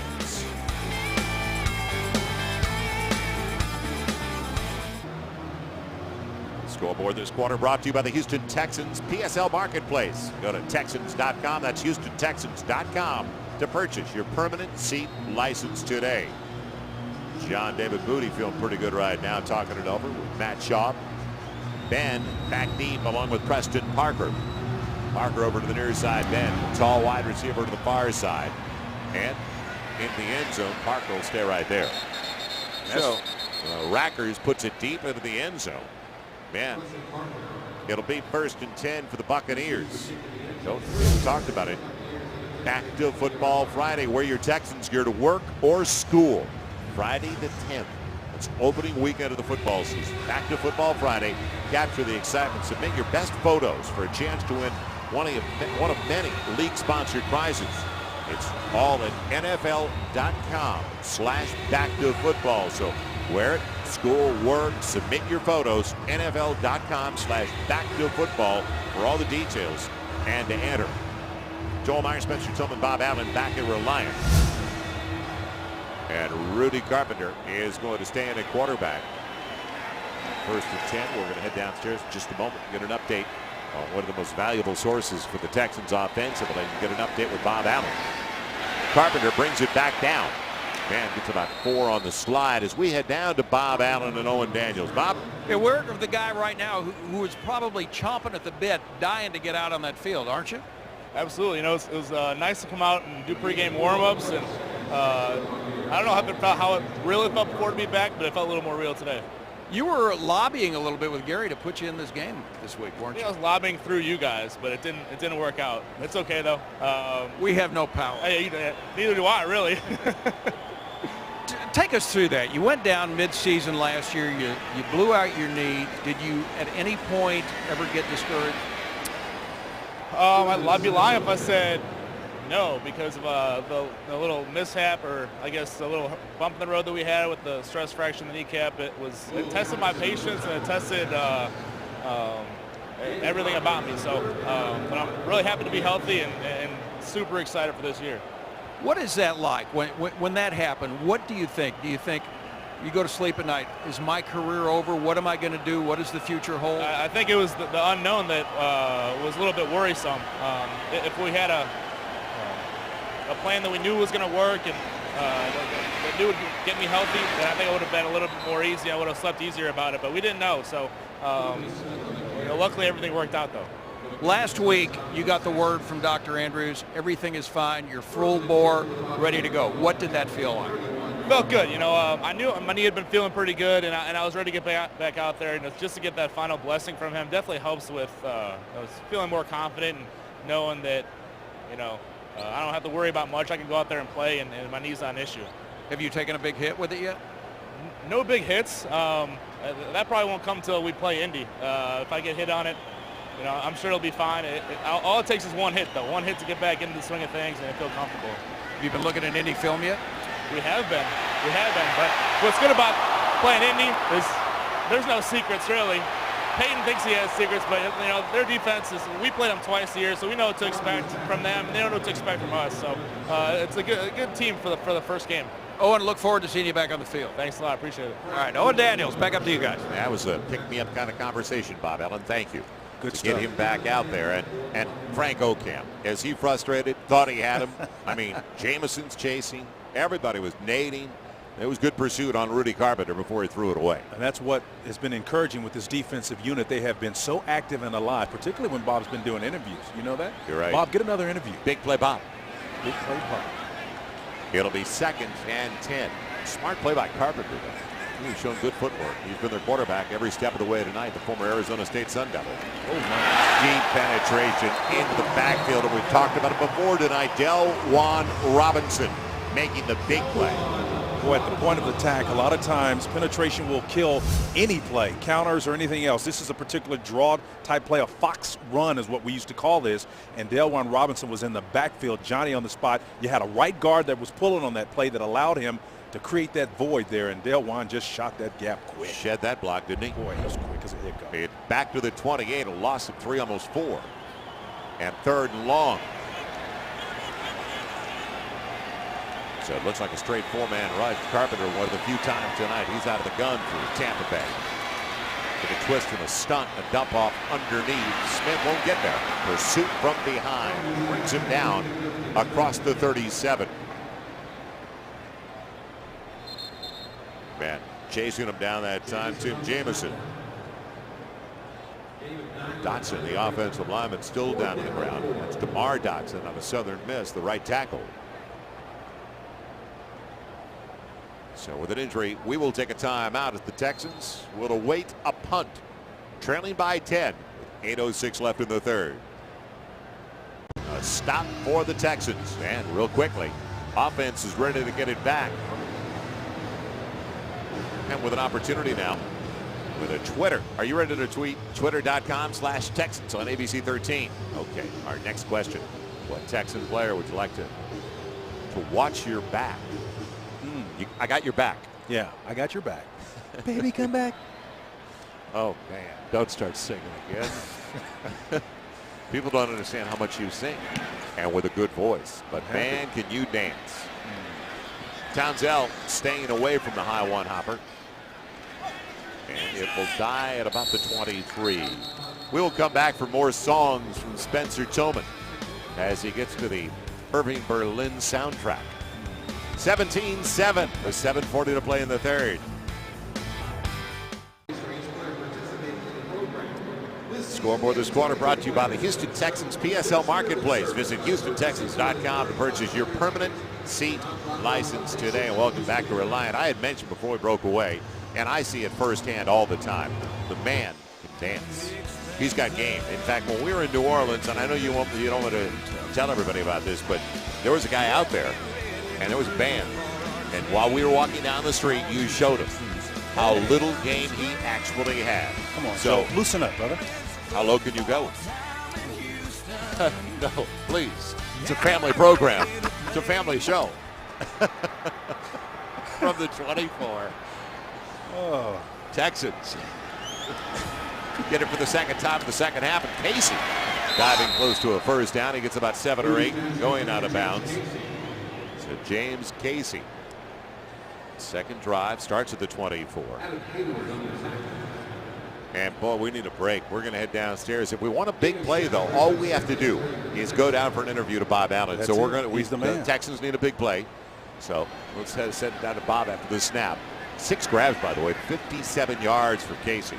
James Casey is getting better by the snap in his second season from Rice. So tight end with wide receiver skills. Henry short of the first down by about a half a yard, rolling and real close to the marker. As we check in now, need a big play. Let's go down to Bob Allen.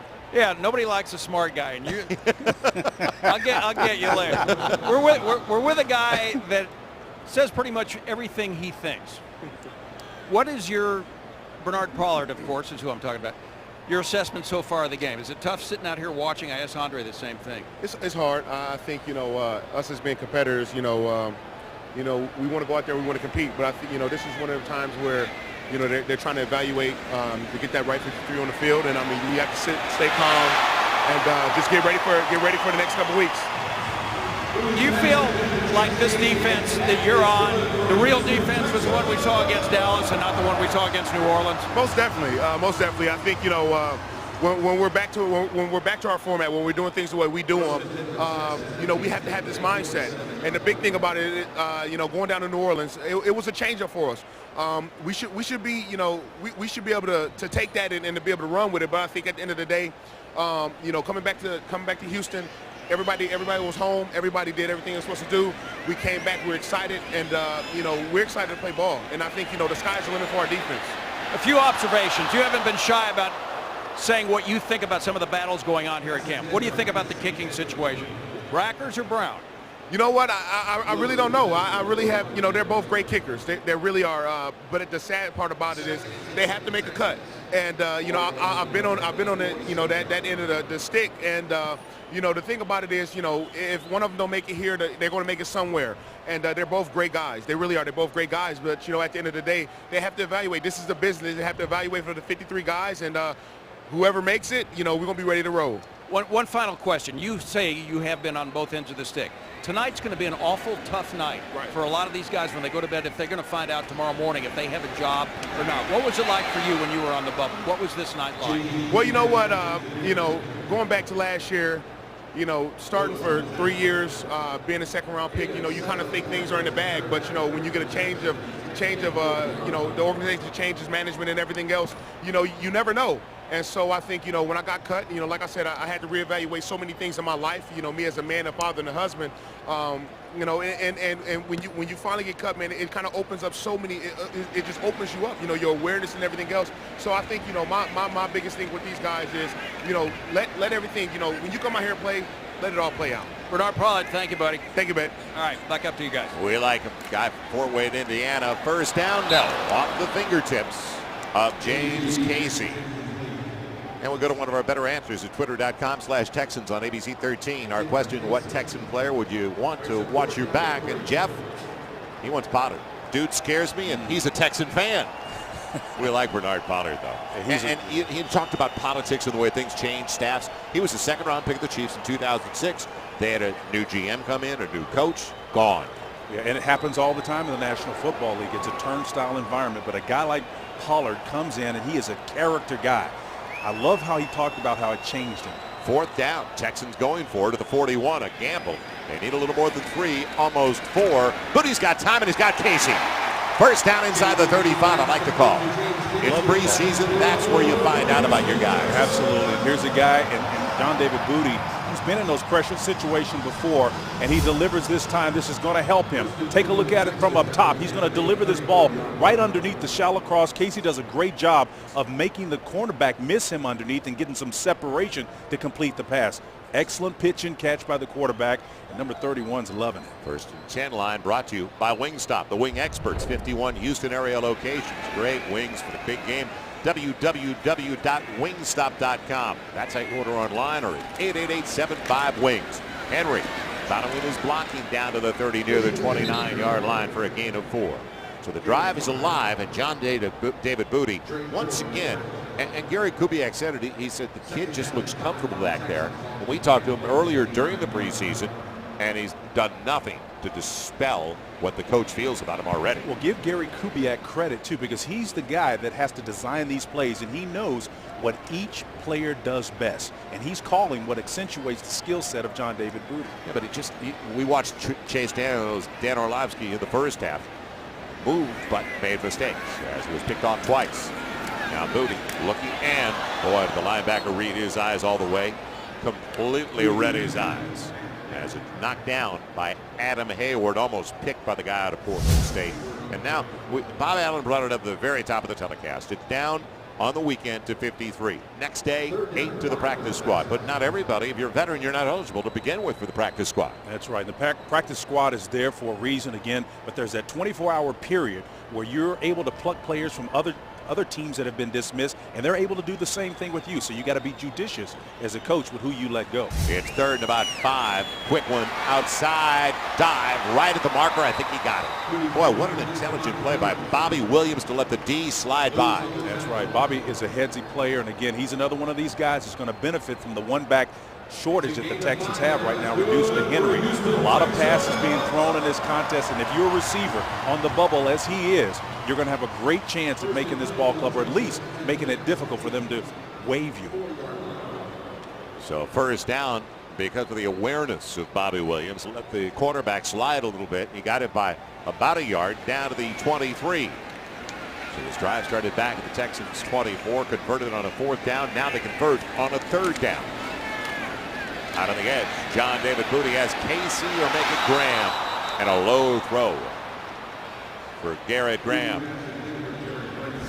Well, talking about injured reserves, guys that are already gone for the year. Once you go on IR, you're gone. Yeah, you're gone. The maximum you can put on there is 6. And the guy we were talking to downstairs earlier just came off the PUP list. But again, this is the injured reserve list of players. And you can do some things with from a coaching standpoint with Darryl Bing and maybe Justin Griffin and Trey Strauss. You can actually sign those guys, release them, make a deal with them, pay them off essentially, and Gary Kubiak's got to make those choices coming up in the next couple of days or so.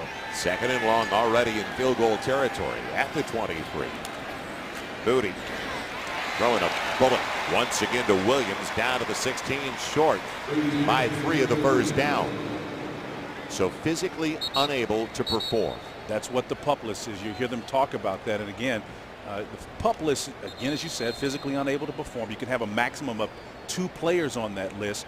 And again, that player's first game of the season, he must sit out 6 weeks if he goes on it. We'll talk about it when we come back. Injured Buccaneer, he appears to be okay, but it necessitates a timeout, and we'll do the same with 2:23 left in the 3rd.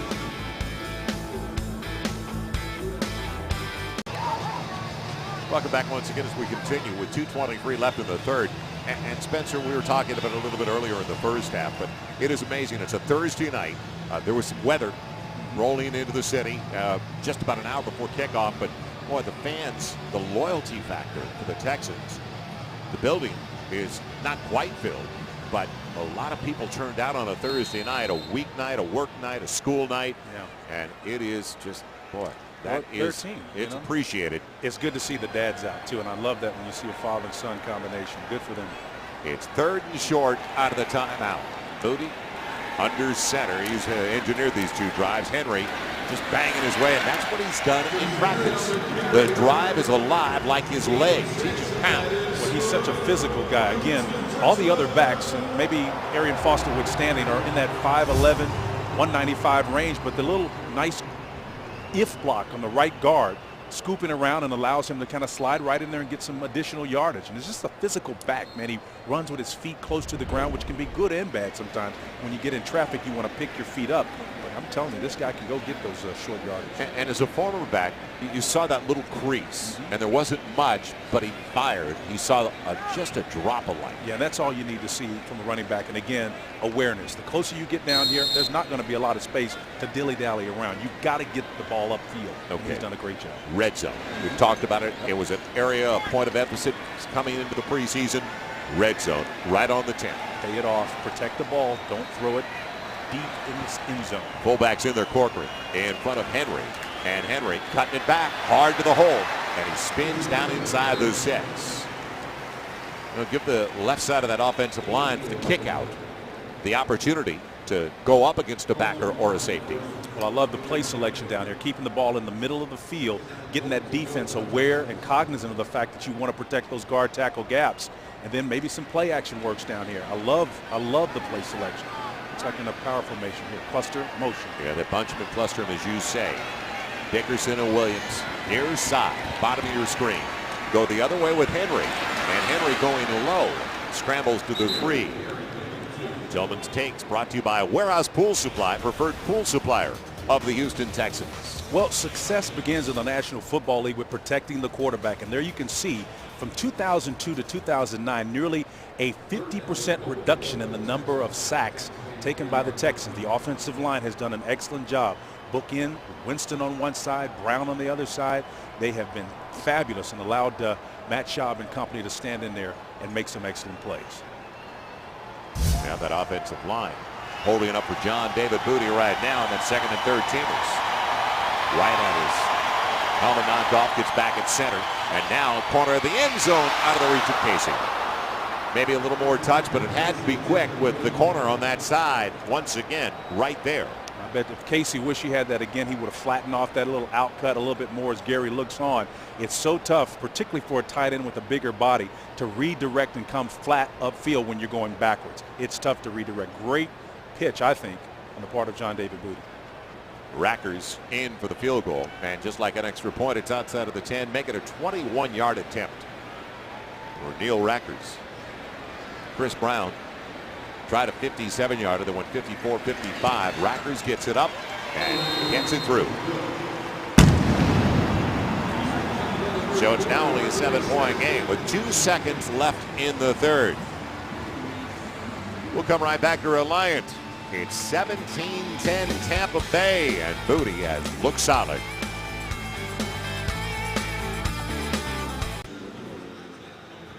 (17-10) brand new ball game. 10 points in the third for the Texans. We talked about red zone efficiency, and as you look at what the top 5 in offense, total offense, you see the Texans second best in the preseason, yet they have not been able to produce the points. Well, I go back to what Bill Walsh used to teach us. The red zone is not so much a place on the field as much as it is an attitude, a set of circumstances that makes it tough for an offense to score. It's about attitude when you get down there. It'll be Parker from the goal line on the kick by Chris Brown.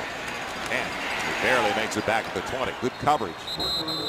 Marciano, man, the Texans. I'm talking to the special teams coach, the longtime special teams coach for the Texans. We'll come right back. Through 3, it is now a close one. 17-10 Bucs. Texans Television Network continues from Houston right after these messages.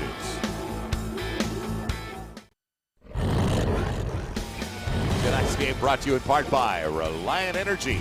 Only Reliant has the Cap and Save plan designed to give you security and savings. Call 1-866-RELIANT or visit Reliant.com to find out more. Also by NFL Ticket Exchange, by Ticketmaster, where fans buy and sell Texans tickets. And I'm ready for a triple. Triple Whataburger, just like you like it. I'd take a quadruple, but I don't want to make you feel bad. You're going with a double, and I'm always with the triple. But you can run, and we know you can dance. Running back, the rook out of Michigan, is off the left side, and a good run on first down by Carlos Brown at 6 foot even, 210 pounds. They didn't seal like that at Michigan for him. No, they didn't. Rich Rodriguez could have used him big time. Boy, I tell you, they've been hurting. It'll be 1st and 10 on the carry. From the 20 out to the 32. Brown will stay in the backfield. So 7-point lead. Carpenter stays in there at quarterback, and he has been really efficient for the Buccaneers. A little flare in the fullback can't bring it in. It's going to be holding. Flag coming up. So in and out of the hands of Rendrick Taylor, the rookie out of Clemson. Big guy, 265. Offense, number 59. 10-yard penalty. Replay first down. Center, Donovan Raiola. Power stats are all brought to you by Reliant Energy. Proud to be the power behind the Houston Texans. So the Texans, well, 100 yards plus more, but it means nothing. Scoreboard. And they've turned it over twice, and both picks, one directly on a 91-yard return. That was 7. And then the next one, down to the 14, led to another 7. So 14 to the 17, direct results of interceptions, points off mistakes. It'll be first and long. Brown trying to weave his way out. And there's Sharpton again. Or check that. I'm looking at 51 all the time, and instead it was Will Patterson. Got him low and lassoed him. Yeah, Will Patterson did an excellent job of shooting the gap there, and running and chasing is what you want to see guys do. Will Patterson comes straight to that little hole right there. You know, there's going to be voids in the defensive front as it moves along the line of scrimmage, particularly when you're running that stretch play. And if you've got the speed enough to and the risk enough to do it, I tell you, that showed no risk aversion there. He went right after that runner, shot that gap, and made a big play. Now second and better than 20. Looking deep. Single coverage for Ben, and almost picked off. McManus right on top of the play, the rookie out of Northwestern. Excellent coverage by McManus. Again, the ball put up in air for the receiver, and he tracked it the whole way because the receiver was actually behind McManus. But McManus was tracking the football, knew it was thrown shorter, and came back to get it, almost made an interception. So now third and forever. And we remind you the 1st and 10 line is all brought to you by Ford, your local Ford dealers, the official truck of the Houston Texans. Now this is very important field position-wise. They're going to stop here, then get the ball back close to their own 40, even better near the midfield stripe. Need to stop first, spread the defense, and set up a screen for Brown, and chasing him down. Good pursuit by the big guy, Earl Mitchell. He was over there. First one. And there was a group, but Mitchell, you can see his wheels spinning. Earl Mitchell and company made that play again. That's the one thing that's been consistent about the Texans 2s and 3s. They've been fast. You see a Moby Okoye coming over the sideline and jacking, giving them high fives and getting them excited. This team has been running and chasing all evening long. Now Townsend should get an opportunity, and we have not been able to really see him handle the football all that much. He waits back inside the 35. Rookie out of Virginia Tech gets into it, angles it over to the far side, and in and out of the hands, covered by Townsend. Good play downfield by the Buccaneers, and almost taken away by Derek Roberson, the defensive back on special teams play. So a 7-pointer away from the equalizer for the Texans. Tonight's game brought to you in HD by Comcast, the official triple play partner of the Houston Texans. And don't forget to watch for Spencer Tillman's rising star of the game. It's going to be announced a little bit later tonight. We promise you in the 4th. It's early in the 4th. It's tantalizing, isn't it? Go to ABC13.com. Register the name of the rising star of the game for a chance to win 2 VIP tickets to the Texans matchup with the Cowboys September 26th. ABC 13 and the Texans giving you the star treatment. So stick around for your opportunity to win once Spencer makes that illustrious announcement. And there's a lot of stars rising. Earl Mitchell. Daryl Sharpton has been rising a little bit. A lot of players rising for the Texans. Good special teams play by Tampa Bay puts the Texans back at their own 35. Henry is the single. Pick up the pressure, and it's way behind Doran Dickerson on first down as we head downstairs to Bob Allen. Bob. All right, guys, we're with linebacker Zach Dials. I asked some of the other guys the same question. What's it like sitting watching, knowing there's no prayer going in? You know, it's surreal. You know, like 3 years ago, I was in the same position. You know, out there playing, you know, against Tampa Bay. You know, fighting for a spot. So, you know, sitting back watching the other guys. You know, you got to put yourself in their shoes, and you know, you just got to come out here and support. What do you coach these guys up when they come off the field? Yeah, you do. You try to give them as many pointers as you can. You know, you go out there and you watch. You know, you're watching formation. You know, trying to give them a little bit of technique. You know, something to help them when they go out in the next series. All right, since you were in the same position, what are these guys thinking right now? Every play there is so much pressure, right? Yeah, I mean, you can put a lot of pressure on yourself in a game like this, but like I tried to tell the guys last night, you know, it's a game you've been playing your whole life. You just got to go out there and just play hard and play fast. I mean, yeah, they've been, you know, we've been running the same defense. They've been in the same meetings and everything as us for the last 5 weeks, and they've been getting good reps. And so I just tell them, like, just go out there and just play hard and just do what you can, you know what I mean, and just make plays. Another question I asked Bernard Pollard. When you're one of these guys on the bubble, you go home, you know your future is going to be decided tomorrow. Do you sleep well tonight? I mean, you can only control what you can control, you know what I mean, and that's your play on the field. It's tough to say, but yeah, it's going to be some tossing and turning tonight for some guys, you know, but it's a necessary evil in this business. It sucks that you have to cut people, but you know, it's something that has to happen. Did you sleep well that night? Oh, I didn't sleep at all. You know, I lived with Brandon Fry, another draft pick my year, and it was a long night that night. And then we played in Tampa Bay too, so we had to fly back and get on the plane just thinking like, damn, if I did not make that play, did I miss this play? So I mean, it can be stressful, but at the end of the day, like you say, you just gotta go out there and leave it on the field. All right, Zach, thanks. Look forward to seeing you against Indy. No problem. Thank you. Appreciate it. Back up to you guys. Zach Dials, 7th-round pick, so he knows. 7th-round pick in 2007, and there was no automatic, no guarantee for him out of Kansas State. Well, on the roughing the passer penalty, first down from the 31. Middle of the field, no.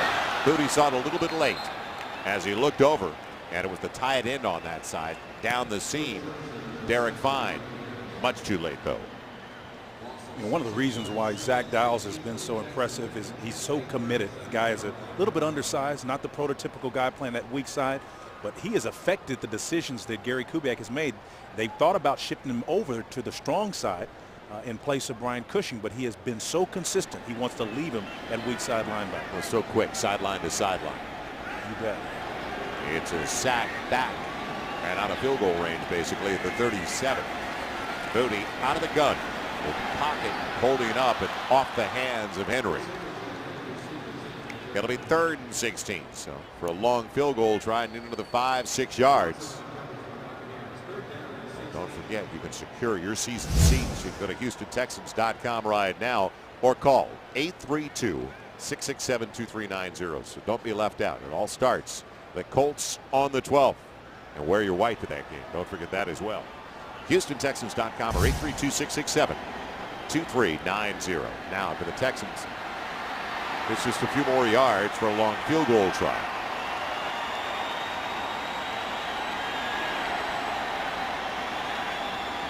Movement, right tackle. Yep, they'll need more now. False start. Offense, number 70. 5-yard penalty. 3rd down. That's a big guy. He can't hide. 6'7", 325-pounder, rookie out of Colorado State, Cole Pemberton. He's 6'7". Real tough. When you get that weight shifted going backwards, believe me, everybody can see it, particularly with those dark jerseys on. That official sitting right in the sideline. Can't miss him. Need to take it inside the 21 for a first down. Inside the 35 for a manageable field goal attempt. Booty has to step up. Here comes the heat and throws it wide. Pressure paid off. He tried to get it to Henry, but he was on his way down. Michael Bennett provided that pressure. And that's the disadvantage that a quarterback is in when they know that they can pin their ears back on a 3rd and long like that. You know they're coming after you. You don't have the time, and the protection cannot break down. Bennett, a former Aggie that was picked up on waivers from Seattle last year, and they liked what they saw in the second half of last season. So Turk will punt. Back deep, Preston Parker. He waits at the 10. Here's my wedges. He looked as good off the blade. And there's going to be a flag as the ball goes into the end zone.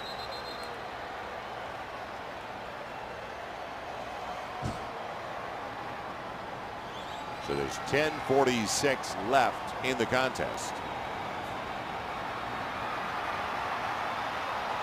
Side judge threw the flag. Was it worthy of a flag, though? That's what they discuss right now. During the kick, personal foul.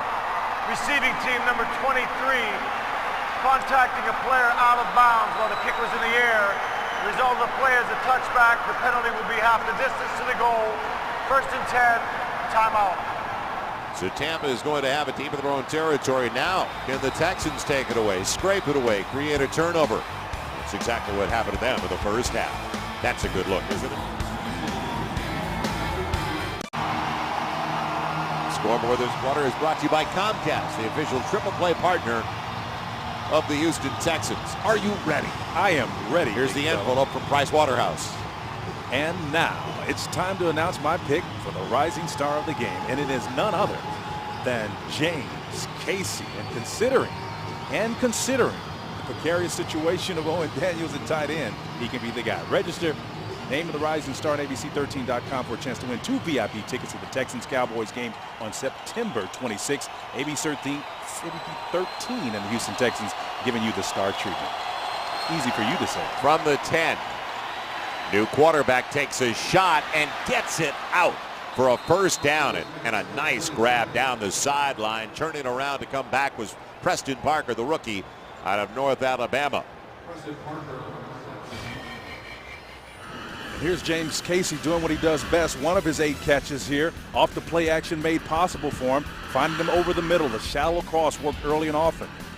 John David Booty finds him again on the shallow crossing route underneath. And again, because of the precarious situation of Owen Daniels and Joel Dreesen needing to step up their game, Casey's going to be called into action early and often, beginning with Indianapolis. And it was actually still Rudy Carpenter in there with pressure. There's movement up front. It'll cost Carpenter. And now the linesman coming over to talk it over was their inducement on the other side of the line. Originally they said procedure.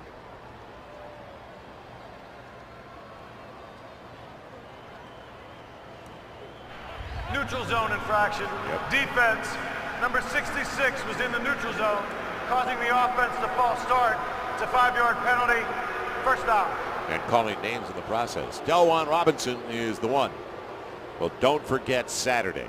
Still some tickets left. Go to Ticketmaster.com right now. The Owls and the Longhorns right here in Reliant. So don't miss out. 832-667-2390 is the number to call. So a few tickets remaining. Be here for the Longhorns and the Owls. Pretty play fake by Carpenter. Ton of time, and it's his man in stride. He went to the tight end, Ryan Purvis, out of Boston College. Carpenter's been impressive. He has. And Purvis over the middle over the deep crossing route. Protection up front is the first thing that makes it possible. Back steps up and protects him as well. Ball placed right on that backside shoulder. A little bit close, but completed. Purvis caught it on the run. Never nervous. Purvis. Dating yourself, Ellison. A little more than 9 left on a first down. 1st and 10 line brought to you by Ford, your local Ford dealers, the official truck of the Houston Texans. Shift the same man Purvis over to the opposite side, wide side of the field. Run it that way. And the little guy goes low, Smith, but loses a couple of yards back at about the 37. And that's due to that great penetration on the left side of that Texans front 4. But Robinson and company playing on the other side of the ball, making it tough to get yardage for Tampa Bay. Texans have shut out the Buccaneers in the second half. And let's remind everybody that joined us in the second half. 14 of the 17, the direct result of turnovers. 7 off a 91-yard interception return by the safety Lynch, and then Lynch took another one back to the 14. So make it the 16. And just a few snaps later, a touchdown pass to their second-round pick out of Illinois, Aurelius Ben. It'll be 2nd and long. And isolation. Good coverage, McManus. He wanted interference. Yeah. That was the wide receiver Parker who made the grab earlier. He had no room against McManus. McManus wasn't playing the ball that time, but he knew he had a shot at it. Parker doing a good job of trying to track the ball, but McManus thought he was interfering with it. Are you up for another tweet? Oh, yeah. Go to ABC. Twitter.com/Texans on ABC 13. And which Texan do you think would be the best coach? Answer a little bit later. That's a good question. Surprised by the guys in the truck. That shocks me. They'd come up with something that good. It'll be 3rd and long. Here comes the heat. Available over the middle. Yards after the catch. And a first down. Preston Parker making his case. Rook from North Alabama, if he's not on the regular 53, making a case he deserves one of the 8 on the practice squad. Yeah, they called the Texans in a zone blitz combination, and you can see 72. That's Jesse Nady dropping in that short, shallow zone coverage. You don't see that happen often, but because the Texans were bringing so many, they tried a little nifty trick there, dropping a defensive end back in coverage underneath and got burned. It's down to the 21 of this drive that started back at the 10. And it's been Preston Parker. Don't forget with the big catches. He had the first one that went and gave him breathing room out past the 30. Looking Parker's direction on an isolation play. He's got it, and he's got a touchdown. Took it right off the shoulder pads of Jacques Reeves. Boy, have they featured Parker. And Carpenter laid it in there. Flag at the end of the play for celebration. Excessive celebration. And again, Jacques Reeves played that ball about as well as you possibly could have played it. Had his back to it. It's a tough, nice catch. That's the difficult part for a D-back. When to turn around, recognize, be aware of the flight of the ball. Yeah, the technique is to not to turn back, though, when you're that close to the end zone. Again, he's got to have instincts. The guy's been around long enough. Former Dallas Cowboy, paid a ton to get him here. Again, making a big number. Failed to make a big play on that particular opportunity. Celebration. Tampa Bay bench. That 15-yard penalty will be enforced on the kickoff. Result of the play is a touchdown. And make it Ben on the receiving end, 17, not 87. And they love that. And take it away from Parker. Give it to Ben. But the point is, Ben is their 2nd-round pick. They've invested a lot in that young man. Rudy Carpenter, though, with 2 touchdowns and a perfect night. He did not turn the ball over. He's been under pressure all night long from the Texans, but again, the mistakes really hurt him. Extra point. Goodbye, Barth. He's the 3rd kicker they went with last year. And he is stuck around. In fact, no competition in the cap. So Jacques Reeves there, but Ben got the best of it.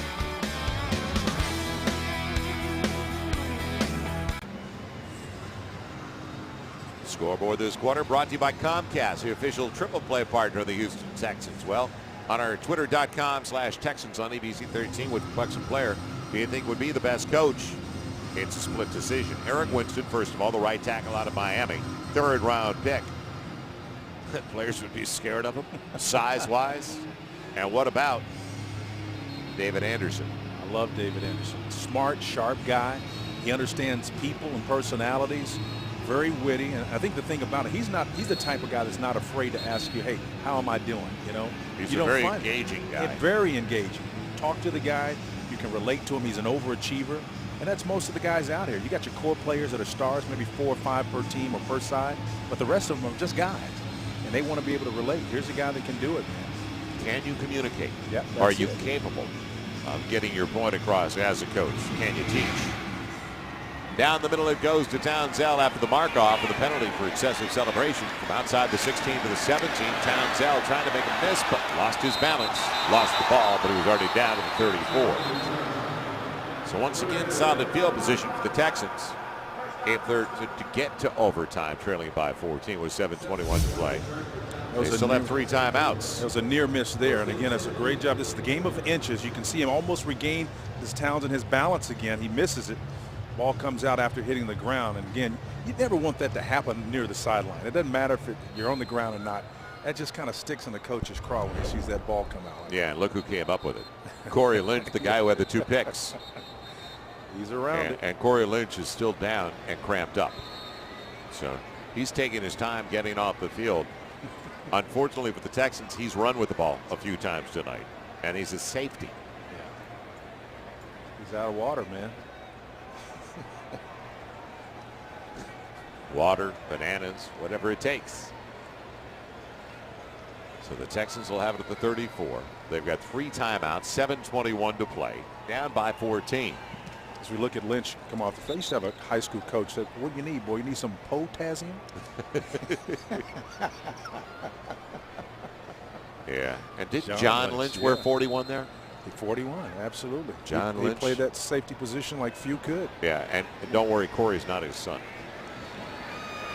47. Oh, 47. Told you. And the ball batted back at Booty. And Booty's not tiny, he's 6'3". But it's pushed back. And it'll be 2nd and 10. It looked like Dre Moore, the underneath tackle, got a piece of it. He's out of Maryland, their 4th round pick in 2008. A load. You need to be the size of a refrigerator now if you're going to play underneath tackle. 2nd and 10 from the 34. The screen for Henry, trying to make his own way because there was not a lot of blocking set up with the pursuit high. And Henry down. That was actually a good job for him, redirecting, getting back upfield. He had all kind of pressure from the right side, and he got back vertical, but he got his shoulder squared and got some good plus yardage out of that. So it'll be 3rd and about 7. Clock running against the Texans in the final game of the preseason. And we remind you, just like the Buccaneers didn't go with their starters, the Texans, Matt Schaub, Andre Johnson, Kevin Walter, Jacoby Jones, they have not seen the field. Booty has produced the only points, all 10 here in the 2nd half. And you got a first down. Garrett Grant, boy, you talk about threading the needle. It's right there between 2 of the Buccaneers in the secondary. Man, the drive continues for John David Booty. He's an accurate passer. He's got that big arm and a big body squared up and got Graham right between the numbers, and was an excellent job of, number one, the protection to begin with. We talked about the graphic and how the Texans have been excellent protecting. An example there, slowing down in that zone coverage, and Graham just kind of settled in there. Great pitch and catch. He knew Anderson was coming over. Number 38 was ready to punish him. And timeout was called. Tampa Bay. They had timeout. They had 12 on the field, so the timeout before they were given a flag, and they barely got it away. Otherwise, a 5-yard mark off, but a free down at that for the Texans. Time running out of the Texans, though, and the preseason with 5:47 to play. It's a 24-10 ball game. Texans playing catch up with 5:47 to play before we get to Texans Hold'em, and we will get to it. And who's going to be sticking around? That's a tough call. Yeah, it is a tough call. And again, tonight, I guess Rackers had a great kickoff. Chris Brown, although was the first one to go over and kind of give him an attaboy, you know, after doing it, kind of shows you the camaraderie they have. I wouldn't want to be Gary Kubiak having to make that choice late tonight or tomorrow. It is very difficult, but boy, they've been professionals about it. Yes, they have. Chris acknowledged the fact that he didn't handle it well when they brought him on in April, and said he actually had to go apologize to him and say, look, we're going to treat this professionally, and realize that he had to be an example to his children, first of all. Heads up deal from him. Yeah, Chris is a real gentleman, great sportsman. You'd expect that. Now Booty out of the gun, isolation on the outside, and Dickerson one-handed. Wow. What a grab, Doran Dickerson. Man, is he in bounds? They say yes. Where's the challenge flag? Unbelievable. At the 26. What a grab. Wow. See, that's what I was talking about earlier. Here's a guy that can run a 7 or a 9 route and run off a guy. And look at the ball control, the focus and the eyes to bring that in. He got both feet in. That was unbelievable. Unbelievable catch. From the 26, pressure coming. Booty wide. Derek Fine, the intended target. Take a look at this again. The kid's out of Pittsburgh, and one of the things at 227 pounds that makes this special, you don't see receivers make this kind of a catch. The ball control, the eyes, the focus, and then the presence to get both feet down. And he's going to be, I'm talking to Brian Periani, the tight ends coach, and he says what makes him special is you can block with this guy on the defensive end, or you can run a route with him. He is tough to match up. Lazy coaches don't appreciate that, but you can do a lot with this talent. He is a big wide receiver. I'm talking about physical wide receiver, not tall. He's 6'2", and way behind Dickerson that time. And now Booty looking at a 3rd and 10 and a 14-point deficit with 5:15 to play. Well, Dickerson is representative of a trend in the National Football League. He's versatile. The guy can play any number of positions, causing matchup problems for defenses.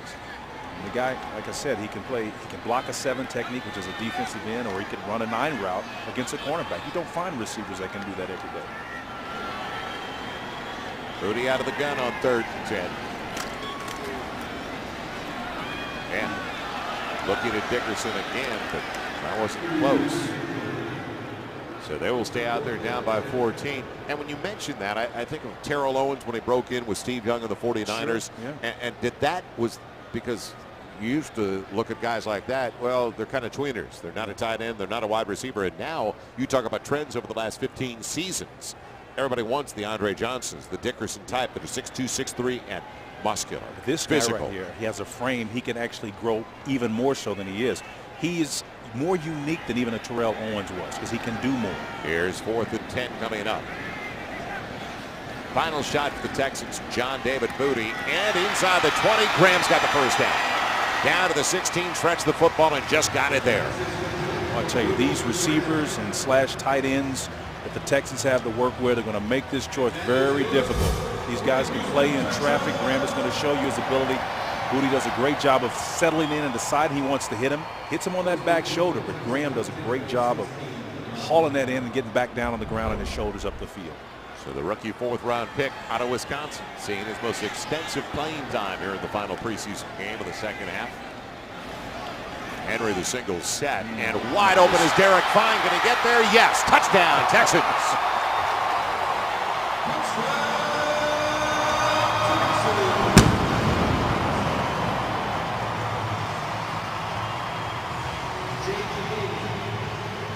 Former draft choice, 4th-round pick of the Bills just 2 years ago, Derek Fine out of Kansas.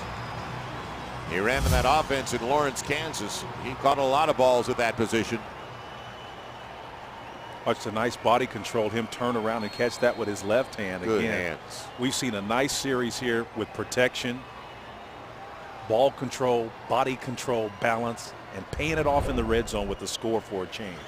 Chris Brown for the point after the 16-yard catch and run by Derek Fine. Still, we could have overtime at Reliant. 4:26 to play. I'm not in a hurry. I'm not going anywhere. I can't wait. No hurry, no rush. Meet you downstairs. And what a moment for these guys. Look at Owen Daniels first over there for Derek Fine. Is that great? Absolutely. Yeah.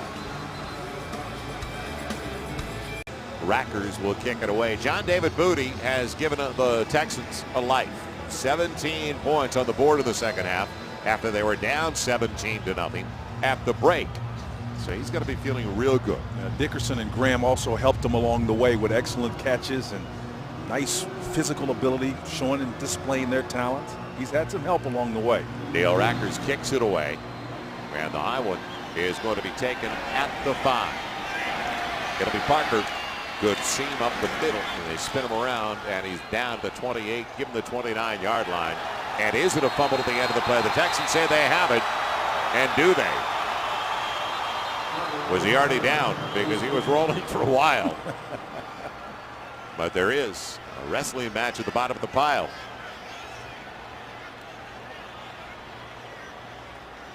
Why not?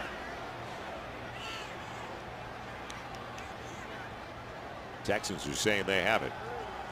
And was he down already? Even if the Texans come away with it. Well, they say Texans football. Where's the challenge flag?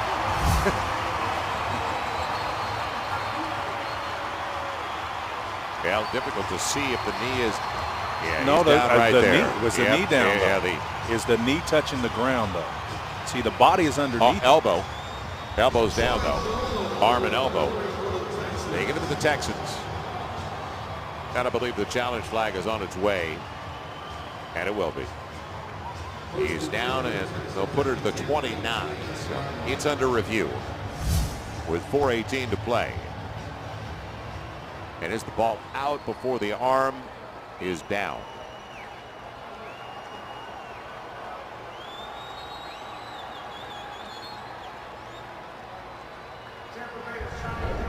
So it's up to the replay official. what we need with 4:18 to play. Well, I'm going to start my clock, because if it takes more than 60 seconds to decide, they're just going to be determining where they're going to place the ball. It's going to be Tampa Bay's ball. I promise you, you're going It's absolutely nowhere but to dinner with me. So you're not in a hurry. Oh, man.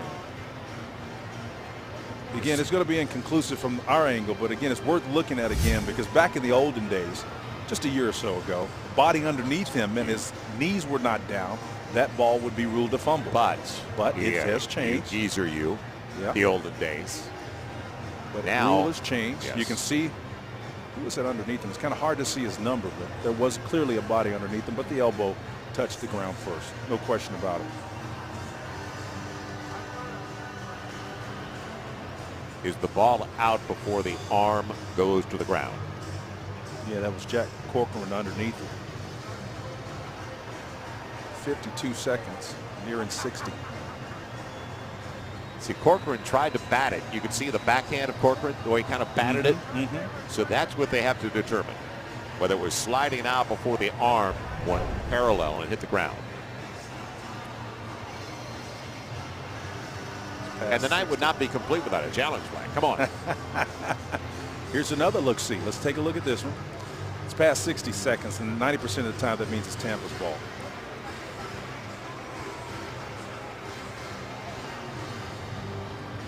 I feel like I'm watching A&E right now. And he'll sticking his head in there. True stories. Do we go to forensic evidence? That's right. Put a little luminol down there and see if there's any fingerprints, right? I watch too much TV. I watch that. Do you? I like nonfiction. Oh. Well, the unsub on that play. So it's a coach's challenge. The first one of the night. Gary Kubiak still has one in his hip pocket. And let's see if the Texans come away with it. Now, if they don't come up with conclusive evidence, the Texans have the ball.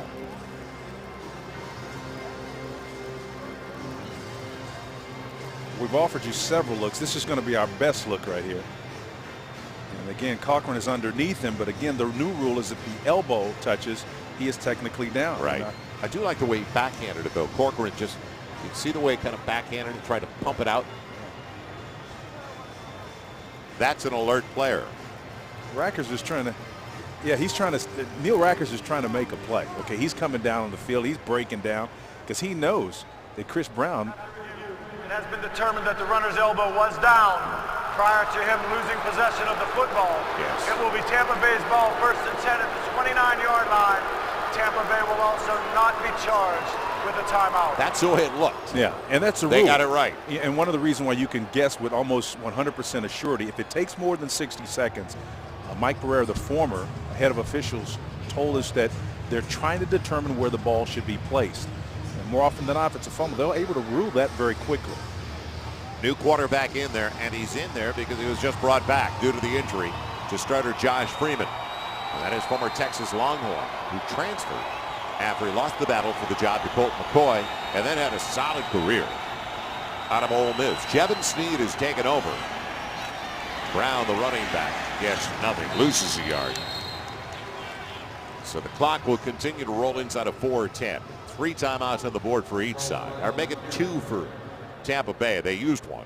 Don't forget to get a man off the field when they had 12 on the field before penalty. And Jevin Snead, yeah, the old goes to Mississippi 6'3" at 220. Yeah, played for Houston Nutt at Mississippi last year. Kind of an interesting kid. You know, he's got a lot of talent. Didn't handle the pressure last year. Big arm though. Big arm, huge arm, great potential. Kind of wacky though. I remember when he came to Texas, he was battling with Colt McCoy, his true freshman, and the gun he possessed. Cradling it, protecting it to the 30 goes Brown again, the rookie out of Michigan. It'll bring up 3rd and 9 from the 30. So full complement for the Texans. If they can stop them here, plenty of time left. Man, do the Texans use one here? Well, why not? It's a game situation. I'd coach it, and I think Gary said you play it like you're playing a game, you know. Stop it here. Well, the home record of the Texans last year, something we talked about. The Texans were a very good road team last year. They have got to improve on their 4-4 record at home. And they also have to improve on slow September starts. Yeah. Well, I think 3 of those first 5, I think, are here Reliant, if I'm not mistaken. And if they can get off to Indianapolis right away. Right out of the chute, Indianapolis. They'll be tackling the Indianapolis Colts, who are thin in the receiver position and at cornerback as well. They've had some injuries of late. They may be able to sneak that one out and maybe toe-to-toe beat them. Play the game for the Texans defense to get it back to the offense in good field position. Snead on 3rd and 9. Out on the edge with pursuit and off the fingertips of his tight end. It wasn't going to go for a first down anyway. Purvis was the target. And that stops the clock with a lot of time left in this game. So Townsell, he showed flashes the last time. Can he break one? Bowden in to punt it away, the rookie, 6th round pick out of Virginia Tech. And I talked about the September starts. Last season, 2-3 in the month of September. And close losses. Let's not forget about the anguish that the Texans experienced. But still, they lost 3 of 5. 0-4 2 years ago in September. Keep it away from Townsell. And it'll die at the 36. And the Texans tied for the most difficult schedule in the NFL. And we talked about New Orleans. New Orleans has one of the easiest, the Super Bowl champions. Isn't that funny? Go figure. 2 weeks ago, we looked at the degree of difficulty for the New Orleans Saints, and they're in the bottom 3 or 4 teams on strength of schedule. Well, this much you can say. If the Texans do what we expect them to do, they will have earned it, along with the Tennessee Titans in 2nd place, tied for the toughest schedule there in the National Football League. I tell you, to open the gate against Indianapolis out the chute with the win would be huge for this franchise. So from the 37, John David Booty trying to force overtime for the Texans. Or would they go for 2? You've seen that before. Booty has it batted right back. 3-step drop, and they read it perfectly. Yeah, one of the things you're recognizing with him, you got to get him out. I know you want to hit a quick slant or something that will give, against man coverage, the receiver an opportunity to take it to the house. But with him, you need him back 4 or 5 yards deep in that pocket, surveying and letting that big arm work for him. So you're telling me is they list him at 6'3", but he's probably 6'1.5", 6'2" tops? No, he's got the height on him. That's not the issue. The issue is whether or not he can operate that close to the center in the line of scrimmage. He's bigger when he gets the survey and sit back, take advantage of that height. 2nd and 10. Out of the gun, 5-man rush, and Booty over the top. Too tall for the intended target, Townsell. He had an edge on the defensive back. So 3rd and long in 4-down territory with so little time left in the game. You know, I forget play action with him right now. I just get him back in that pocket, let him sit back there, put the onus on your offensive line to protect him, and let him sling it downfield. There you go. You got him in shotgun. This is where he needs to be. Dickerson, Townsell has 2 wideouts. Fine stays in there as the tight end. And on the slant, right through the hands of Doran Dickerson. He's short on that one. Did Dickerson. Yeah. And he made the spectacular one-handed grab. But the sure that they had to have, it got past him. Well, he's a big guy, but you know what? I'll tell you, he's human. You're going into traffic, you got what they call banjo coverage, a guy playing you either side. You can get it knocked in your watch pocket in a hurry. Right. You mean the old alligator arms. That's right. 3:04 left, and the ball game for the Texans. On 4th down, 3 wide receivers set. As Fine went into the slot. And it's Fine. What a grab. What an adjustment by Derek Fine. Drive is still alive. And that was a fine catch. The stop route thrown to the back shoulder. Again, this quarterback is best when you give him an opportunity. Forget about play action. Set him back there and let him fire it downfield. He's got a big arm, big presence, and he's fairly accurate too. He's thrown it high a couple of times, but he can't put it on a rope. Moody with a flag on the play. And behind Dickerson, who can't hang on. It was the linesman who made the call. And it's going to be a procedure call against the Texans. Illegal formation. Offense, number 14 was not on the line of scrimmage, leaving the left tackle uncovered. It's a 5-yard penalty. Replay, first down. Back to Derek Fine. Yeah, and take a look at the catch here. Booty puts his eyes on him right now. That ball's coming out. It's got a little height on it, but to haul it in by Fine, that's just concentration by a pretty big guy. And you don't see that typically in a guy that's playing a tight end position. You know, Owen Daniels maybe can pull it off from time to time. Of course, Graham showed us, Casey shown us a lot of talent at that tight end position for the Texans. Penalties decline, bringing up a 2nd and 10. Yeah, a wealth at that position. So Derek Fine trying to earn a spot somewhere else. You've got Dreesen, Casey. You talked about Daniels. Don't forget about the 4th-round pick last year, Anthony Hill, on the comeback trail. Switch route. Got him. He's got him over the middle. And what a grab by Graham. Almost like it handcuffed him, and he got that left arm up there. I love it. You know, it's fun when you sit up here and watch it. You can see the play developing before it actually develops. And again, when you have the formations that causes those defenders to rub off on one another, somebody's going to come wide open. It's just a matter of the quarterback delivering. And by the way, I didn't mention 4th-round pick Derek Graham, or Garrett Graham rather. There's movement up front, another procedure call. False start. Offense, number 68. 5-yard penalty. First down. Steve Maneri tackled the rookie out of Temple. Here's Graham again. I think on this play, 243 pounds, 6'3", and this ball is just put right there in the middle of a cover 3 look, a single safety, and that's just an accuracy by John David Booty, and nice grab by the receivers. 1 snap before the 2-minute warning. 2 timeouts on the board plus that. And Chris Henry belted as soon as he got the football. So it's going to be 2nd and long when we come back. As it's at the 35, it'll be 2nd and about 15 for the Texans. Stay with us. Final 2 minutes of the preseason. John David Booty making a case to be on the roster, or at least the practice squad, Spencer.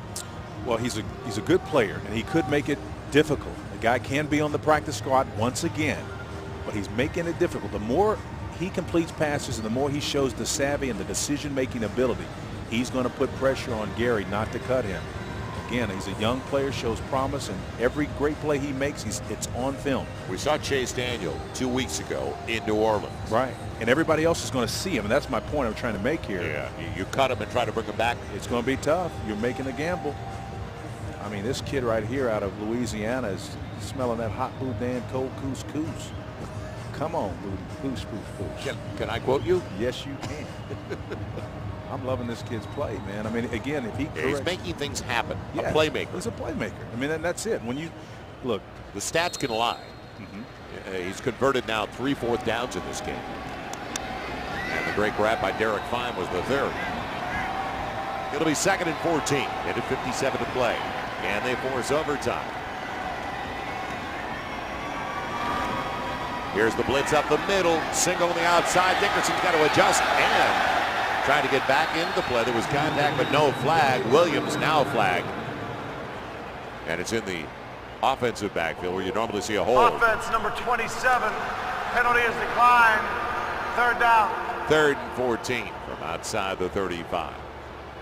So Chris Henry trying to help out his quarterback because there was a blitz straight up the middle. The backer was coming. He's got to step up and put his nose in there. You expect him to take one of those 2 blitzers, and again, that's on Henry, and that's one of the reasons why he's a bit of a liability back there. You talked about the differences between Henry and Jeremiah Johnson earlier. That's it. And on 3rd down underneath, it's complete for Townsell. He lost the football, but they're saying he's down at the 25. So now a manageable 4th down. So 4th down and a little more than 4, close to 5. And good idea. Stop the clock, minute 40 to play, and discuss a play of this magnitude with your 3rd quarterback. Yeah, I can tell you, I think Gary's going to try to get 2 things working on 2 different levels, with the shallow crossing route at about 7 yards deep, and then maybe something 14 to 17 yards behind it, and move the quarterback out of the pocket to accomplish it with a run-pass option. I just think that that's a great play. That's his MO. Dan Orlovsky started tonight 8 for 8. Then the 2 picks cropped up. One went back 91 yards for a touchdown. The other took it back to the Texans 16, both by the safety. Corey Lynch. So the safety reading Orlovsky got the best of him. Well, that last statistic, the 2 interceptions, that doesn't look good if you're Dan Orlovsky. Again, twice as many yards passing, obviously twice as many attempts by John David Booty, but 0 interceptions. All the points for the Texans here in the second half. They were shut out 17-0 into the break. It's now 24-17. Tampa Bay, and down by contact. So the ball game right here on 4th and a little more than 4. Booty going for the bundle. Doran Dickerson's there, and he's out of bounds. Incomplete anyway. That'll do it. So a tough, low percentage play. Trying for, you need 4 or 5. They went for the score. Yep, they did. I was surprised. I thought they would try to work something at 2 different levels, but he went for all of it. Maybe could have cut down his split, Doran Dickerson, to give him a little bit more room to work with, but that was all or nothing, man. So 94 seconds to play, but a good second half for the Texans. Just the same to find out about some components. So a great grabs by Graham, Derek Fine, Doran Dickerson. I mean, individuals made plays with tough decisions coming up for Gary Kubiak and his staff. And off the edge, the defensive back coming up, that was Mark Parson. Out of Ohio University, a guy that wasn't drafted in his second season. Now we documented Xavier Adibi and whether or not he could start for Brian Cushing, and he did enough early, and we saw some real positives. Explosion to the ball. Yeah. The third-year play out of Virginia Tech, with him, it's not that he can make explosive plays and big plays. It's about staying healthy. That's what he needs to do. He needs to be dependable for this ball club, particularly during those first 4 games that Brian Cushing is out. Clock rolling. At least one more snap. Jeb and Steve in there. And I guess the alternative would be to go with Bentley, and if you put him in on the strong side, you're going to lose his special teams prowess. He's a maven on teams. And what about the battle between Rackers and Chris Brown? Well, I think Rackers, may have the edge in terms of what he did today. I mean, just based on this, they came in neck and neck statistically. Rackers had the completed field goal, obviously. Chris Brown was good from 52, 54 yards, but it was a 56, 57 yard attempt. Yeah. So it's tough to look at that as a negative. And this will be the final snap of the preseason. It is all over for the Texans and the Buccaneers. And the Texans now with some tough decisions before they see the Indianapolis Colts here on the 12th at Reliant. It's going to be a fun time to watch this ball club and Gary Kubiak bring them along, because this is the payoff year for them right now. They have all the talent necessary. They've got some hurdles to clear with Cushing, of course, out for 4 games, and Owen Daniels, question marks, not sure how well he's going to be. But there's a lot to look forward to for this Texans. But as you mentioned, the key, expectations, totally different now for this franchise. Absolutely. They've matured to the point now where they've given fans and administration permission to expect more from them. And I think we should. And they should be pleased about that. Well, we saw Dan Orlovsky's start. John David Booty play the second half. All the points came in the second half. So there's some very difficult decisions for the staff. There are some difficult choices, and one of the things is, what do you do about your running back situation? We quietly saw in less than a 4-week span the strength of this team, the running backs. Right.